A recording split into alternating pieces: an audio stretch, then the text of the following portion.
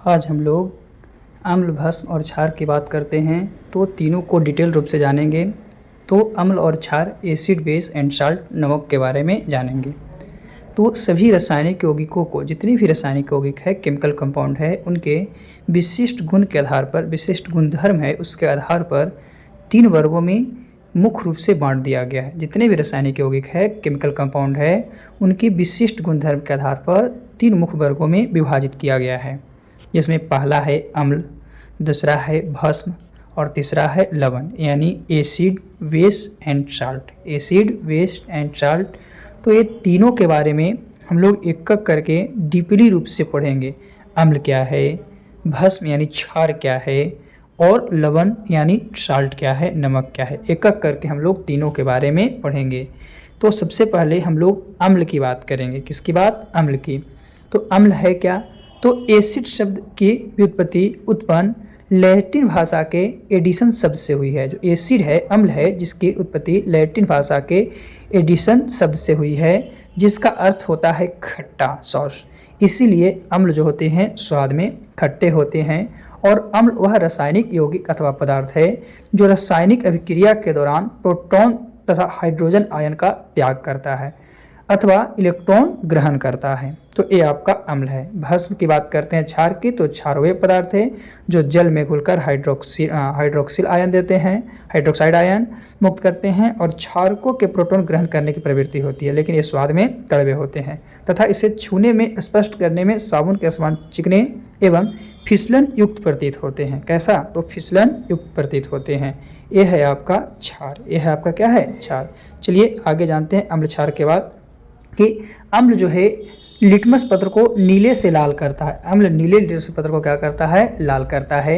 वही भस्म यानी क्षार जो है लाल से नीला करता है। अम्ल जो है मिथिल ऑरेंज को लाल रंग में कन्वर्ट करता है। वही भस्म जो है मिथिल ऑरेंज को पीले रंग में कन्वर्ट करता है। फिर अम्ल जो है फेनोल्फथालीन को क्या करता है कि रंगहीन कर देता है, कोई कलर नहीं रखता है। लेकिन वही जो क्षार है वो आपका फेनोल्फथालीन को गुलाबी करता है। तो ये याद रखना है कि अम्ल नीले लिटमस पत्र को लाल करता है और क्षार लाल को नीला करता है। एक क्वेश्चन आपसे अक्सर पूछा जाता है कि अम्ल और जो अम्ल है और क्षार है उसमें क्या है, तो यही याद रखना है अम्ल और क्षार में। चलिए आगे हम लोग इसे जानने के बाद आगे जानते हैं। तो याद रखना है कि नीला से लाल कर रहा है लिटमस पत्र को, तो वो अम्ल है, और जो लाल से नीला कर रहा है वो आपका भस्म है, क्षार है। भस्म को ही हम लोग क्षार के नाम से जानते हैं। तो ये हम लोग को इसका बेसिक था। अभी हम लोग अम्ल के बारे में और जानते हैं। तो अम्ल एवं क्षार को परिभाषित करने के लिए अनेक वैज्ञानिक अलग अलग अवधारणाएं दिए हैं, अलग अलग संकल्प को बताए हैं। उसमें सबसे पहला है आर्हेनियस। तो आर्हेनियस के द्वारा अम्ल क्या है और आर्हेनियस के द्वारा भस्म क्या है? तो आर्हेनियस जो है आपका स्वीडिश के वैज्ञानिक हैं, जिनका पूरा नाम स्वांगटे ऑगस्टिन आर्हेनियस है। इनके अनुकूल जो जितने भी अम्ल है वो जल में घुलकर हाइड्रोजन आयन देते हैं, जल में घुलकर हाइड्रोजन आयन प्रदान करते हैं, वही अम्ल कहलाता है।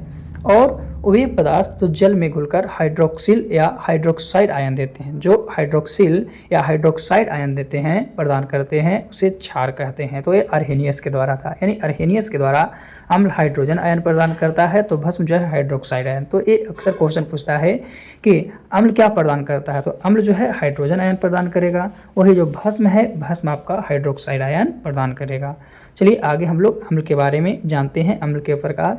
तो अम्ल के प्रकार जो है उसे 4 वर्गों में बांटा गया है। पहला स्रोत के आधार पर, दूसरा ऑक्सीजन एवं हाइड्रोजन की उपस्थिति के आधार पर, ऑक्सीजन एवं हाइड्रोजन की उपस्थिति के आधार पर, तीसरा हाइड्रोजन आयन त्याग करने की क्षमता पर, हाइड्रोजन आयन जो त्याग करना है वो क्षमता पर, और चौथा है जलीय विलयन में अम्ल की मात्रा के आधार पर। तो स्रोत के आधार पर अम्ल 2 प्रकार के हैं, एक कार्बनिक अम्ल है, एक अकार्बनिक अम्ल है। वही ऑक्सीजन एवं हाइड्रोजन की उपस्थिति के आधार पर 2 है, एक ऑक्सी अम्ल है, एक आपका हाइड्रा अम्ल है। फिर है हाइड्रोजन आयन त्याग करने की क्षमता पर 2 है, एक प्रबल अम्ल है और एक दुर्बल अम्ल है। उसके बाद जलीय विलयन में अम्ल की मात्रा के आधार पर देखते हैं, तो अम्ल 2 है, सांद्र अम्ल है और तनु अम्ल है। इस तरह से आपका 8 अम्ल है, कार्बनिक अम्ल, अकार्बनिक अम्ल, ऑक्सी अम्ल, हाइड्रा अम्ल, प्रबल अम्ल, दुर्बल अम्ल, सांद्र अम्ल, तनु अम्ल। तो एक एक करके हम लोग सभी अम्ल के बारे में जानकारी प्राप्त करेंगे, एक एक करके सभी अम्ल के बारे में प्राप्त करते हैं। तो सबसे पहला कार्बनिक अम्ल, ऑर्गेनिक एसिड। तो वैसे अम्ल जो विभिन्न प्राकृतिक स्रोत जैसे पादप एवं जंतु से प्राप्त किए जाते हैं, पादप और जंतु से प्राप्त किए जाते हैं, वो सब के सब कार्बनिक अम्ल कहलाते हैं। यानी वैसे अम्ल जो विभिन्न प्राकृतिक स्रोत जैसे पादप एवं जंतु से प्राप्त किए जाते हैं उसी को कार्बनिक अम्ल कहते हैं। और सभी कार्बनिक अम्लों में कार्बन का अनिवार्य रूप से उपस्थित होता है, यानी कार्बन उसमें क्या जरूरी है, इमीडिएटली है कि उपस्थित होगा। और विभिन्न प्रकार के फल, सब्जी, दूध, दही एवं जीव कार्बनिक अम्लों के स्रोत हैं। बहुत से प्रकार के फल हो गया, सब्जी हो गया, दूध, दही हो गया, जीव हो गया, जो कार्बनिक अम्ल के स्रोत हैं। जैसे सिट्रिक अम्ल, एसिटिक अम्ल, फॉर्मिक अम्ल, लैक्टिक अम्ल आदि इनके प्रमुख उदाहरण है। ये सब आपका कार्बोनिक एसिड के उदाहरण है। किसका? कार्बनिक जो एसिड है उसका आपका उदाहरण है, ऑर्गेनिक एसिड का ये सब उदाहरण है। चलिए, तो ये हम लोग कार्बनिक एसिड के बारे में जान गए। कार्बनिक एसिड में कार्बन मुख्य रूप से रहना बहुत ज़रूरी है। दूसरा है अकार्बनिक एसिड। अकार्बनिक यानी इनऑर्गेनिक एसिड। अकार्बनिक अम्ल क्या है? तो अकार्बनिक जो अम्ल है, अकार्बनिक अथवा खनिज अम्ल प्राकृतिक रूप में नहीं पाए जाते हैं। ये जो अकार्बनिक है, इनऑर्गेनिक प्राकृतिक रूप में नहीं, बल्कि इन्हें अकार्बनिक खनिजों से प्राप्त किया जाता है। इससे अकार्बनिक खनिजों से प्राप्त करते हैं। और खनिज वस्तुतः हम जो खनिज अम्ल है वस्तुतः वही यौगिक होते हैं जिसमें हाइड्रोजन या आधात्विक तत्व मौजूद है। तो उसमें हाइड्रोजन रहेगा या आधात्विक तत्व रहेगा, इसमें कार्बन जो है आपका नहीं रहेगा, है ना। तो ये हो गया, यानी कि हाइड्रोजन और आधात्विक तत्व रहेंगे। जैसे में सल्फ्यूरिक अम्ल H2SO4, हाइड्रोक्लोरिक अम्ल HCl तथा नाइट्रिक अम्ल HNO3 प्रमुख खनिज अम्ल है। यानी खनिज अम्ल में मुख्य रूप से 3 आते हैं, H2SO4, HCl और HNO3 याद रखना, जिन्हें बेंच अम्ल भी कहा जाता है। तो खनिज अम्ल में H2SO4, HCl, HNO3 और एक खनिज अम्ल किसमें? अकार्बनिक अम्ल के अंतर्गत आते हैं। चलिए, इसके बाद हम लोग आगे बात करते हैं। तो आगे है आपका ऑक्सी अम्ल के बारे में। ऑक्सी अम्ल क्या है? तो वे अम्ल जिसमें हाइड्रोजन परमाणु से एक ऑक्सीजन परमाणु संयुक्त रहता है तथा कम से कम एक अन्य तत्व भी उपस्थित होता है, कम से कम एक अन्य तत्व भी इसमें मौजूद रहता है, उसी को ऑक्सी अम्ल कहते हैं। क्या कहते हैं? ऑक्सी अम्ल कहते हैं। और ऑक्सी अम्ल को ऑक्सो अम्ल भी कहा जाता है। ऑक्सी अम्ल जो है उसे ऑक्सो अम्ल भी कहा जाता है। फिर है फास्फोरिक अम्ल। तो फास्फोरिक अम्ल और नाइट्रिक अम्ल है जो कि ऑक्सी अम्ल के सबसे अच्छे उदाहरण है। यानी ऑक्सी अम्ल के सबसे अच्छे उदाहरण कौन है? तो फास्फोरिक अम्ल है H3PO4 और नाइट्रिक अम्ल है HNO3। ये दोनों जो है सबसे अच्छा उदाहरण आपका ऑक्सी अम्ल का है। क्या है? ऑक्सी अम्ल का है, जो कि ऑक्सी अम्ल जो है ऑक्सीजन एवं हाइड्रोजन की उपस्थिति के आधार पर होता है। ऑक्सी अम्ल हाइड्रोजन एवं ऑक्सीजन की उपस्थिति के आधार पर होता है। चलिए, ऑक्सी अम्ल के बाद हम लोग बात करते हैं आगे तो हाइड्रा अम्ल के बारे में। हाइड्रा अम्ल क्या है? तो हाइड्रा अम्लों में ऑक्सीजन नहीं पाई जाती है। हाइड्रा अम्ल जो है उसमें ऑक्सीजन नहीं पाई जाती है तथा हाइड्रोजन सांद्र हाइड्रोजन समूह के किसी तत्व अथवा हाइड्रोजन के समान किसी तत्व के साथ संयोजित होता है। कोई तत्व के साथ क्या होता है? संयोजित होता है। जैसे हाइड्रोक्लोरिक तन्नु अम्ल हो गया HCl, हाइड्रोफ्लोरिक अम्ल HF भी जो है एक अम्ल है। फिर हाइड्रोब्रोमिक अम्ल HBr, साइनिक अम्ल HCN, ये सब जो है आपका हाइड्रा अम्ल है। यानी कि जिसमें हाइड्रोजन है वो सब क्या है? हाइड्रा अम्ल है। वो सब क्या है? हाइड्रा अम्ल है। तो अभी हम लोग ऑक्सी अम्ल और हाइड्रा अम्ल दोनों के बारे में जान गए हैं। चलिए, इसके बाद हम लोग बात करते हैं आगे अम्ल के बारे में। तो अभी हम लोग 4 अम्ल के बारे में जान चुके हैं, है ना। 5वां अम्ल कौन है जिसके बारे में हम आपको बताए थे। तो अभी हम लोग 5वें अम्ल की बात करते हैं। किसकी? 5वें की। चलिए देखते हैं। तो प्रबल अम्ल। प्रबल अम्ल क्या होता है? तो हाइड्रोजन त्याग करने की क्षमता पर ये प्रबल अम्ल होते हैं, जिसमें वे अम्ल जो जलीय विलयन में पूर्णतः आयनित हो जाते हैं। जो जलीय विलयन में क्या होगा? पूर्णतः आयनित हो जाएगा, यानी पूरा घुल जाएगा, और इसी को हम लोग प्रबल अम्ल कहते हैं। क्या कहते हैं? प्रबल अम्ल। और प्रबल अम्ल में प्रोटॉन तथा हाइड्रोजन आयन त्याग करने की उच्च क्षमता होती है। जो प्रबल अम्ल है उसमें प्रोटीन तथा हाइड्रोजन आयन जो है त्याग करने की क्षमता उच्च होती है। जैसे में सल्फ्यूरिक अम्ल हो गया, हाइड्रोक्लोरिक अम्ल हो गया, नाइट्रिक अम्ल हो गया, हाइड्रोब्रोमिक अम्ल हो गया। ये सब अम्ल जो है आपका क्या है? प्रबल अम्ल है। क्या है? प्रबल अम्ल है ना। तो ये सब आपका प्रबल अम्ल कहने का मतलब क्या? प्रोटॉन एवं हाइड्रोजन आयन त्याग करने की क्षमता अधिक होगी। जैसे में H2SO4 हो गया, HCl हो गया, HNO3 हो गया, HBr हो गया आदि प्रबल अम्ल के उदाहरण है।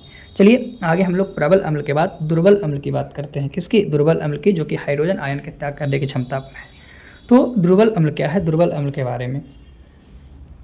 तो दुर्बल अम्ल वे अम्ल जो जलीय विलयन में पूर्णतः आयनित न होकर आंशिक रूप से आयनित होते हैं, यानी वैसा अम्ल जो जलीय विलयन में पूर्णतः आयनित नहीं होगा और पूर्णतः आयनित न होकर आंशिक रूप से आयनित होते हैं, उसी को दुर्बल अम्ल कहते हैं। यानी पूरा का पूरा नहीं घुलेगा तो उसी को दुर्बल अम्ल कहेंगे। और दुर्बल अम्ल अपने हाइड्रोजन आयन का पूर्ण त्याग नहीं करते हैं। जो दुर्बल आयन है मतलब कि अम्ल है वो अपने हाइड्रोजन आयन को पूर्णतः त्याग नहीं करते हैं। जैसे में हो गया एसिटिक अम्ल हो गया, फॉर्मिक अम्ल हो गया, हाइड्रोजन सल्फाइड हो गया, ये सब दुर्बल अम्ल का उदाहरण है। किसका? दुर्बल अम्ल का उदाहरण है। तो प्रबल अम्ल और दुर्बल अम्ल के बारे में हम लोग जान चुके हैं। तो आगे चलते हैं प्रबल अम्ल और दुर्बल अम्ल के बाद जो है उसके बारे में मतलब अम्ल के बारे में अभी तक हम लोग कुल टोटल 6 अम्ल को जाने हैं। चलिए आगे हम लोग पहचानने के लिए सीखते हैं कि कौन सा प्रबल अम्ल है और कौन सा दुर्बल अम्ल है। तो सबसे पहले प्रबल अम्ल और दुर्बल अम्ल को पहचानने के लिए 3 कंडीशन को याद रखिएगा। पहला, हाइड्रोजन अगर ज़्यादा रहेगा तो हम लोग जो अम्ल रहेगा कमज़ोर होगा। दूसरी बात, कार्बन अगर आ गया है तो एकदम पूरा कमज़ोर कर देगा। और तीसरी बात, अगर ऑक्सीजन है तो क्या रहेगा? मजबूत रहेगा। तो जैसे H2SO4, HNO3, NH3CO4 ये चारों अम्ल है। चारों में सबसे जो है प्रबल अम्ल कौन है? तो हाइड्रोजन ज़्यादा तो अम्ल कमज़ोर। जैसे पहला में हाइड्रोजन 2 है, दूसरा में हाइड्रोजन 1 है, तीसरा में 3 है और चौथा में हाइड्रोजन नहीं लेकिन कार्बन है। तो कार्बन तो ऐसे ही कमज़ोर कर देगा, तो चौथा तो नहीं होगा। फिर बच जाती है 1, 2 और 3। तो 1, 2 और 3 में हाइड्रोजन पहले में 2 है और दूसरे में 1 है और तीसरे में 3 है। तो क्या है? सबसे कम हाइड्रोजन किस में है? तो सेकेंड वाला में है। यानी HNO3 जो हो जाएगा वो क्या करेगा? आपका सबसे प्रबल अम्ल होगा। ऐसे तो प्रबल अम्ल सब है लेकिन सबसे ज़्यादा ऑप्शन कौन कौन देखेंगे तो HNO3 होगा। क्यों? क्योंकि इसमें हाइड्रोजन कम है और ऑक्सीजन भी है। तो ऑक्सीजन क्या करता है? मजबूत करता है। और हाइड्रोजन कम रहे मतलब बढ़ेगा तो अम्ल कमजोर होगा, लेकिन इस समय हाइड्रोजन भी क्या है? 1 है। उसी तरह से हम लोग नीचे वाले को चेक करते हैं। जैसे HCl है, CH2COOH है, H2SO4 है। तो सबसे पहले कार्बन जो है कमजोर करेगा। तो कार्बन तो सभी में है। कार्बन क्या है? सभी में, पहला में भी है, दूसरा में भी, तीसरा में भी है। लेकिन हाइड्रोजन ज़्यादा रहता है तो अम्ल कमजोर होता है। तो पहला में हाइड्रोजन 1 है, दूसरा में 3 है और तीसरा में 2 है। तो सबसे कम हाइड्रोजन किस में है? पहला में। यानी HCl जो होगा वो आपका क्या होगा? सबसे प्रबल अम्ल होगा। सबसे क्या हो जाएगा? प्रबल अम्ल हो जाएगा। आगे हम लोग बात करते हैं इसके बाद आगे अम्ल के बारे में, क्योंकि 6 अम्ल जान चुके थे, 7वें और 8वें के बारे में। आगे 7वें और 8वें अम्ल। तो 7वां में सांद्र अम्ल। सांद्र अम्ल क्या है? तो वह अम्लीय विलयन जिसमें अम्ल की मात्रा विलायक की तुलना में अपेक्षाकृत अधिक होती है। अम्ल की तुलना में विलायक। विलायक कहते हैं किसको? तो विलायक कहते हैं जो अपने आप में घुलाता है और विलेय जो घुलता है। तो वह अम्लीय विलयन जिसमें अम्ल की मात्रा विलायक की तुलना में अपेक्षाकृत अधिक हो, विलायक यानी घुलाने वाला से ज़्यादा हो, तो सांद्र अम्ल हो जाएगा। वही अम्लीय अम्ल जिसमें विलायक की तुलना में अपेक्षाकृत क्या हो? कम हो। अम्ल की मात्रा विलायक की तुलना में अपेक्षाकृत कम होती है, उसी को हम लोग तनु अम्ल कहते हैं। तो सांद्र अम्ल में विलायक की तुलना में क्या है? अम्ल की मात्रा क्या अपेक्षाकृत अधिक होगा। तो अगले में जो है विलायक की तुलना में अपेक्षाकृत कम होगा, उसी को तनु अम्ल कहते हैं। तो ये हम लोग अभी अम्ल के परिभाषा के बारे में जान चुके हैं। अम्ल की सही परिभाषा के बारे में जान चुके हैं। कौन से अम्ल किसको कहा जाता है, कौन सा अम्ल क्या है और क्या नहीं है। चलिए आगे हम लोग इसके बारे में जानते हैं। अम्ल के कुछ गुणधर्म के बारे में। रासायनिक गुणधर्म क्या है? तो अम्ल के रासायनिक गुणधर्म के अंतर्गत पहला है धातुओं के साथ अभिक्रिया। अगर कोई अम्ल जो है धातु से अभिक्रिया करता है, मेटल से अभिक्रिया करता है, तो क्या बनाता है? तो अम्ल जो है क्रियाशील धातुओं के साथ अभिक्रिया करता है। जो क्रियाशील धातु है उसके साथ अभिक्रिया करेगा और अभिक्रिया करने के साथ ये लवण बनाएगा और लवण के साथ साथ हाइड्रोजन गैस को मुक्त करेगा। हाइड्रोजन गैस को मुक्त, जैसे कि हाइड्रोक्लोरिक अम्ल है, जो अम्ल है वो मैग्नीशियम से आपका अभिक्रिया करता है तो मैग्नीशियम क्लोराइड बनाता है और इसके साथ साथ हाइड्रोजन गैस को, जैसा कि इक्वेशन में आपको दिखाया गया है। तो हाइड्रोक्लोरिक जो है ये आपका अम्ल है। मैग्नीशियम क्या है? ये धातु है। कैसी धातु? क्रियाशील धातु है।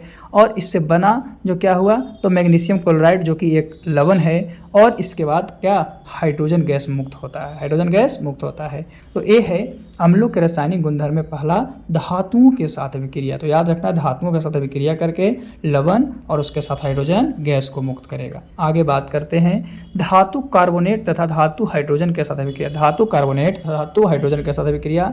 तो अम्ल जो है धातु कार्बोनेट या हाइड्रोजन कार्बोनेट के साथ अभिक्रिया करता है तो करने के बाद लवण बनाएगा। लवण के साथ साथ आपका कार्बन डाइऑक्साइड एवं जल का निर्माण करेगा। किसका? कार्बन डाइऑक्साइड एवं जल का निर्माण करेगा। जैसे सल्फ्यूरिक अम्ल जो है कॉपर कार्बोनेट से अभिक्रिया करता है, तो ये अम्ल है धातु से अभिक्रिया कर रहा है तो कॉपर सल्फेट बनाता है जो कि एक लवण है। उसके साथ साथ H2O बनाता है और उसके साथ साथ कार्बन डाइऑक्साइड बनाता है जो कि गैस है। तो याद रखना है कि अम्ल धातु कार्बोनेट या हाइड्रोजन कार्बोनेट के साथ अभिक्रिया करता है तो लवण कार्बन डाइऑक्साइड और जल का निर्माण करता है। और किसका? जल का निर्माण करता है। चलिए हम लोग आगे देखते हैं इसके बाद कि आगे क्या है। तो अभी हम लोग दो देखे हैं, एक धातु के साथ अभिक्रिया देखे हैं, एक धातु कार्बोनेट और धातु हाइड्रोजन के साथ अभिक्रिया को देखे हैं। चलिए तीसरी अभिक्रिया देखते हैं कि जो अम्ल है किसके साथ अभिक्रिया करता है। तो तीसरा है क्षारकों के साथ अभिक्रिया। अम्ल जो है क्षारक के साथ अभिक्रिया करके क्या बनाएगा? तो अम्ल एवं क्षार परस्पर अभिक्रिया करता है तो एक दूसरे को उदासीन कर देता है, एक दूसरे को उदासीन करता है और उदासीन करने के बाद लवण और जल बनाता है। इसीलिए इस अभिक्रिया को उदासीनीकरण अभिक्रिया, यानी अम्ल और भस्म मिलकर लवण और जल बनाने की अभिक्रिया को हम लोग उदासीनीकरण अभिक्रिया कहते हैं। जैसे HCl हाइड्रोक्लोरिक अम्ल, KOH पोटेशियम हाइड्रोक्साइड, ये दोनों मिलेगा तो आपको जल का निर्माण करेगा। जल के साथ साथ पोटेशियम क्लोराइड यानी लवण का निर्माण करेगा। जल के साथ साथ पोटेशियम क्लोराइड यानी लवण का निर्माण करेगा। तो ये था अम्लों के रासायनिक गुणधर्म में क्षारक के साथ अभिक्रिया। किसके साथ? क्षारक के साथ, जो कि आपको इक्वेशन के माध्यम से दर्शाया गया, दिखाया गया, उससे देख सकते हैं कि क्या है और क्या नहीं है, ताकि आपको याद रखने में कोई प्रकार की परेशानी नहीं हो। चलिए आगे हम लोग देखते हैं अम्ल के रासायनिक गुणधर्म के बारे में। अभी हम लोग अम्ल के 3 को देखे हैं, है ना। चलिए आगे भी हम लोग देखते हैं, लेकिन अब इसमें ज़्यादा कुछ नहीं है, इसलिए हम लोग क्षार को देखते हैं। क्षार क्या होता है? तो क्षार वे रासायनिक पदार्थ है। क्षार क्या है? एक रासायनिक पदार्थ है जो जल में घुलकर हाइड्रोक्सिल आयन मुक्त करते हैं। ये पहले ही बताएं, अभी बता रहे हैं। क्षारक में प्रोटॉन ग्रहण करने की प्रवृत्ति होती है। क्षारक में प्रोटॉन ग्रहण करने की प्रवृत्ति होती है। ये स्वाद में कड़वे होते हैं। स्वाद में कैसे होते हैं? तो स्वाद में कड़वे होते हैं तथा स्पष्ट करने पर साबुन के समान चिकने एवं फिसलन युक्त प्रतीत होता है। अगर उसको छुइएगा तो छूने में साबुन जैसा होगा, और साबुन चिकना होता है तो फिसलन भी होगा। तो क्षार क्या था? क्षार लाल लिटमस पेपर को नीला करता था। क्षार जो है लाल को क्या? नीला, लेकिन वही अम्ल जो था नीले को लाल करता था। तो मिथाइल ऑरेंज में अगर इसको डालते थे तो पीले रंग में, फिनोप्थिलीन में डालते थे तो गुलाबी रंग में कन्वर्ट हो जाता था, परिवर्तित हो जाता था। ये अम्लों के साथ अभिक्रिया करके उदासीन बना देता है। अभी बताएं कि अम्ल के साथ अभिक्रिया करके उदासीन बनाता है तथा लवण व जल का निर्माण करता है। किसका? लवण व जल का निर्माण करता है। तो ये आपका क्षार है। क्या है? क्षार है। चलिए इसके प्रकार के बारे में जानते हैं। तो क्षार का प्रकार क्या है? तो क्षार के प्रकार में ये है आपका जल की विलयता के आधार पर, सांद्रता के आधार पर और अम्लीयता के आधार पर। यानी क्षारक को 3 वर्गों में बांटा गया है, जल में विलयता के आधार पर, सांद्रता के आधार पर और अम्लीयता के आधार पर। तो जल में विलयता के आधार पर क्षार 2 प्रकार के, प्रबल क्षारक और दुर्बल क्षारक, प्रबल क्षारक और दुर्बल क्षारक। उसी तरह से सांद्रता के आधार पर भी 2 है, सांद्र क्षारक है और तनु क्षारक है। उसी तरह से अम्लीयता के आधार पर भी 3 है, आपका एकल अम्लीय क्षारक, द्विक अम्लीय क्षारक और त्रिअम्लीय क्षारक।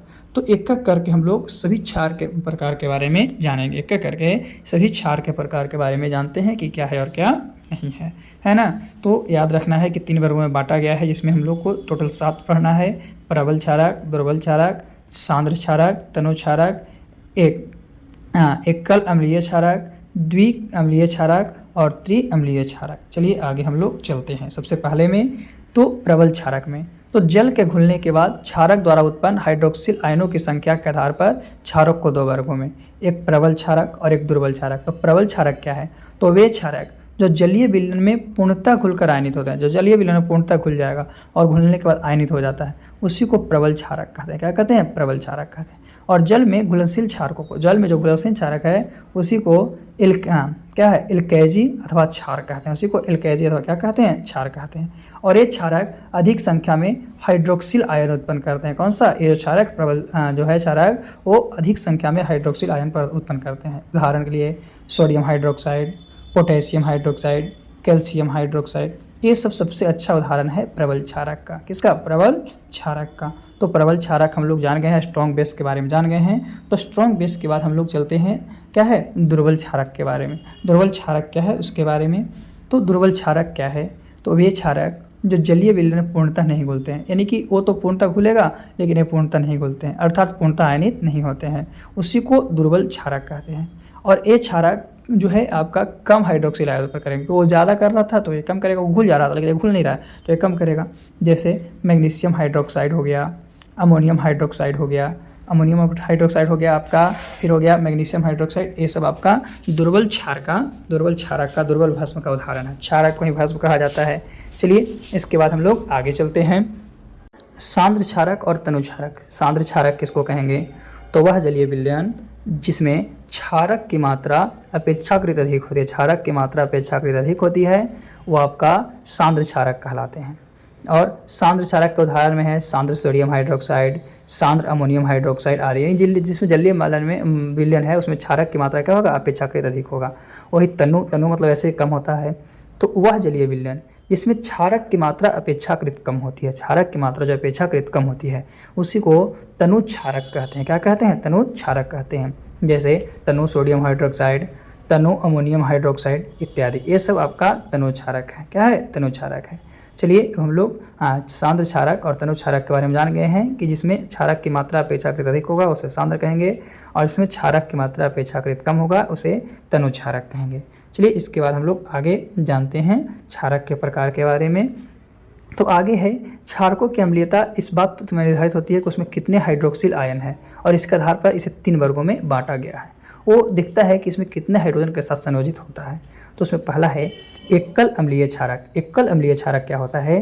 तो इन क्षारकों में केवल एक हाइड्रोक्सिल आयन उपस्थित होते हैं, एक हाइड्रोक्सिल आयन उपस्थित रहेगा तथा केवल एक हाइड्रोजन आयन के साथ संयोजित होगा, एक हाइड्रोजन आयन है उसके साथ संयोजित होगा।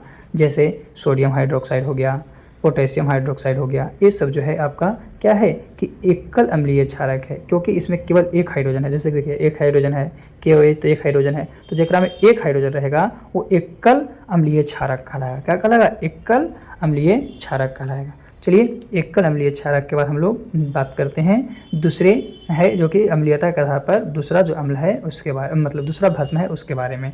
तो दूसरा भस्म क्या था? एकल अम्लीय क्षारक के बाद दूसरा था द्विअम्लीय क्षारक। द्विअम्लीय क्षारक क्या है? तो द्विअम्लीय क्षारक है, इसमें 2 हाइड्रोक्सिल आयन रहेंगे जैसे और इसमें 2 हाइड्रोजन आयन के साथ संयोजित होंगे। जैसे मैग्नीशियम हाइड्रोक्साइड है तो इसमें हाइड्रोजन की संख्या कितनी है? 2 है। फिर फेरस हाइड्रोक्साइड है तो फेरस हाइड्रोक्साइड में FeOH तो इसमें भी 2 है, तो इसको द्विअम्लीय क्षारक कहेंगे। तीसरा है त्रिअम्लीय क्षारक। तो त्रिअम्लीय क्षारक क्या है? तो इन क्षारकों में 3 हाइड्रोक्सिल आयन उपस्थित होते हैं। कितने? 3 हाइड्रोक्सिल आयन उपस्थित होते हैं तथा ये 3 हाइड्रोजन आयनों के साथ संयोजित होते हैं। 3 हाइड्रोजन आयन है उसके साथ ये संयोजित होते हैं। जैसे एल्युमिनियम हाइड्रोक्साइड तो AlOH के होल 3, तो इसमें कितना हाइड्रोजन है? 3। यानी जिसमें 1 रहेगा तो एक अम्लीय क्षारक, जिसमें 2 रहेगा द्विअम्लीय क्षारक, जिसमें 3 रहेगा त्रिअम्लीय क्षारक। लेकिन रहेगा क्या? तो हाइड्रोजन की संख्या। क्या? हाइड्रोजन की संख्या। तो ये था आपका क्षारक का प्रकार, अम्लीयता के आधार पर वर्गीकरण किया गया था इसमें क्षारक। तो अभी हम लोग अम्ल के प्रकार को पूरा देख लिए हैं, क्षार के प्रकार को भी देख लिए हैं। अब इसके रासायनिक गुणधर्म के बारे में जानते हैं। तो क्षारक के रासायनिक गुणधर्म में धातुओं के साथ पहला अभिक्रिया है। तो क्षारक के साथ अभिक्रिया करके सामान्यतः लवण तथा हाइड्रोजन गैस का निर्माण होता है। जो क्षारक है अगर अभिक्रिया करता है तो मेनली रूप से लवण और हाइड्रोजन गैस को निर्माण करेगा, परंतु सभी क्षार धातुएं अभिक्रिया में ऐसा होना संभव नहीं है। लेकिन सभी क्षार धातुओं में ऐसा होना संभव नहीं, आवश्यक नहीं है। जैसे एल्युमिनियम है, अगर सोडियम हाइड्रोक्साइड से अभिक्रिया कर रहा है और इसके साथ जल भी मिल रहा है तो ये क्या करेगा? आपका सोडियम इल्यूमिनेट बनाएगा, लवण बनाएगा, और उसके साथ साथ हाइड्रोजन गैस को मुक्त करेगा। किसको? हाइड्रोजन गैस को मुक्त करेगा। तो याद रखना है कि क्षारक के साथ अभिक्रिया करके सामान्यतः लवण एवं हाइड्रोजन गैस का निर्माण होता है, परंतु सभी क्षार अभिक्रिया में ऐसा संभव नहीं है। सब में ऐसा नहीं होगा, कुछ में होगा लेकिन कुछ में ऐसा नहीं होगा। तो ये क्षारकों के रासायनिक गुणधर्म था। चलिए आगे हम लोग देखते हैं कि क्षारकों का और कौन सा रासायनिक गुण है उसके बारे में, गुणधर्म के बारे में। क्षारकों के रासायनिक गुणधर्म में दूसरा क्या है ना? चलिए तो दूसरी की बात करते हैं। धातु के साथ अभिक्रिया के बाद हम लोग बात करते हैं अम्लों के साथ अभिक्रिया और जल के साथ अभिक्रिया। तो अम्लों के साथ अभिक्रिया क्या है? तो क्षारक अम्ल के साथ अभिक्रिया करता है। तो पहले ही बताएं कि अम्ल क्षार के साथ करेगा तो लवण और जल बनाएगा, तो मतलब क्षारक भी अम्ल के साथ करेगा तो ही नहीं बनाएगा। तो क्षारक अम्ल के साथ अभिक्रिया करके लवण और जल बनाता है। इसी को उदासीकरण अभिक्रिया कहते हैं, जो कि पहले ही बताया गया है। जल के साथ अभिक्रिया की बात करते हैं तो क्षारक को जल में घोलने पर वह हाइड्रोक्सिल अथवा हाइड्राइड आयन प्रदान करता है। हाइड्रोक्सिल अथवा हाइड्राइड आयन को क्या करता है? प्रदान करता है। जैसे NaOH, तो NaOH जल के साथ अभिक्रिया कर रहा है H2O के साथ, तो Na अलग हो रहा है, OH अलग हो रहा है। फिर KOH है, यानी कि एक तो था आपका सोडियम हाइड्रोक्साइड और एक था क्या? Potassium hydroxide. तो पोटेशियम हाइड्रोक्साइड भी जल के साथ अभिक्रिया करेगा तो पोटेशियम प्लस आपका हाइड्रोक्साइड का निर्माण करेगा। तो याद रखना है कि क्षारक को जल में घुलने पर हाइड्रोक्सिल तथा हाइड्रोजन आयन क्या होते हैं? उत्पन्न होते हैं, यानी OH प्लस उत्पन्न होता है। क्या होता है? OH प्लस उत्पन्न होता है। तो ये था आपका। चलिए हम लोग कुछ कुछ सीखते हैं आगे चुनने के लिए क्या है। तो अम्ल को कैसे पहचानेंगे, तो अम्ल जिस यौगिक के आगे हाइड्रोजन रहेगा वो आपका अम्ल होगा, या जो यौगिक अधातु का ऑक्साइड होगा, यानी अधातु से भी क्रिया करेगा, अधातु और ऑक्सीजन से, जैसे कि CO2।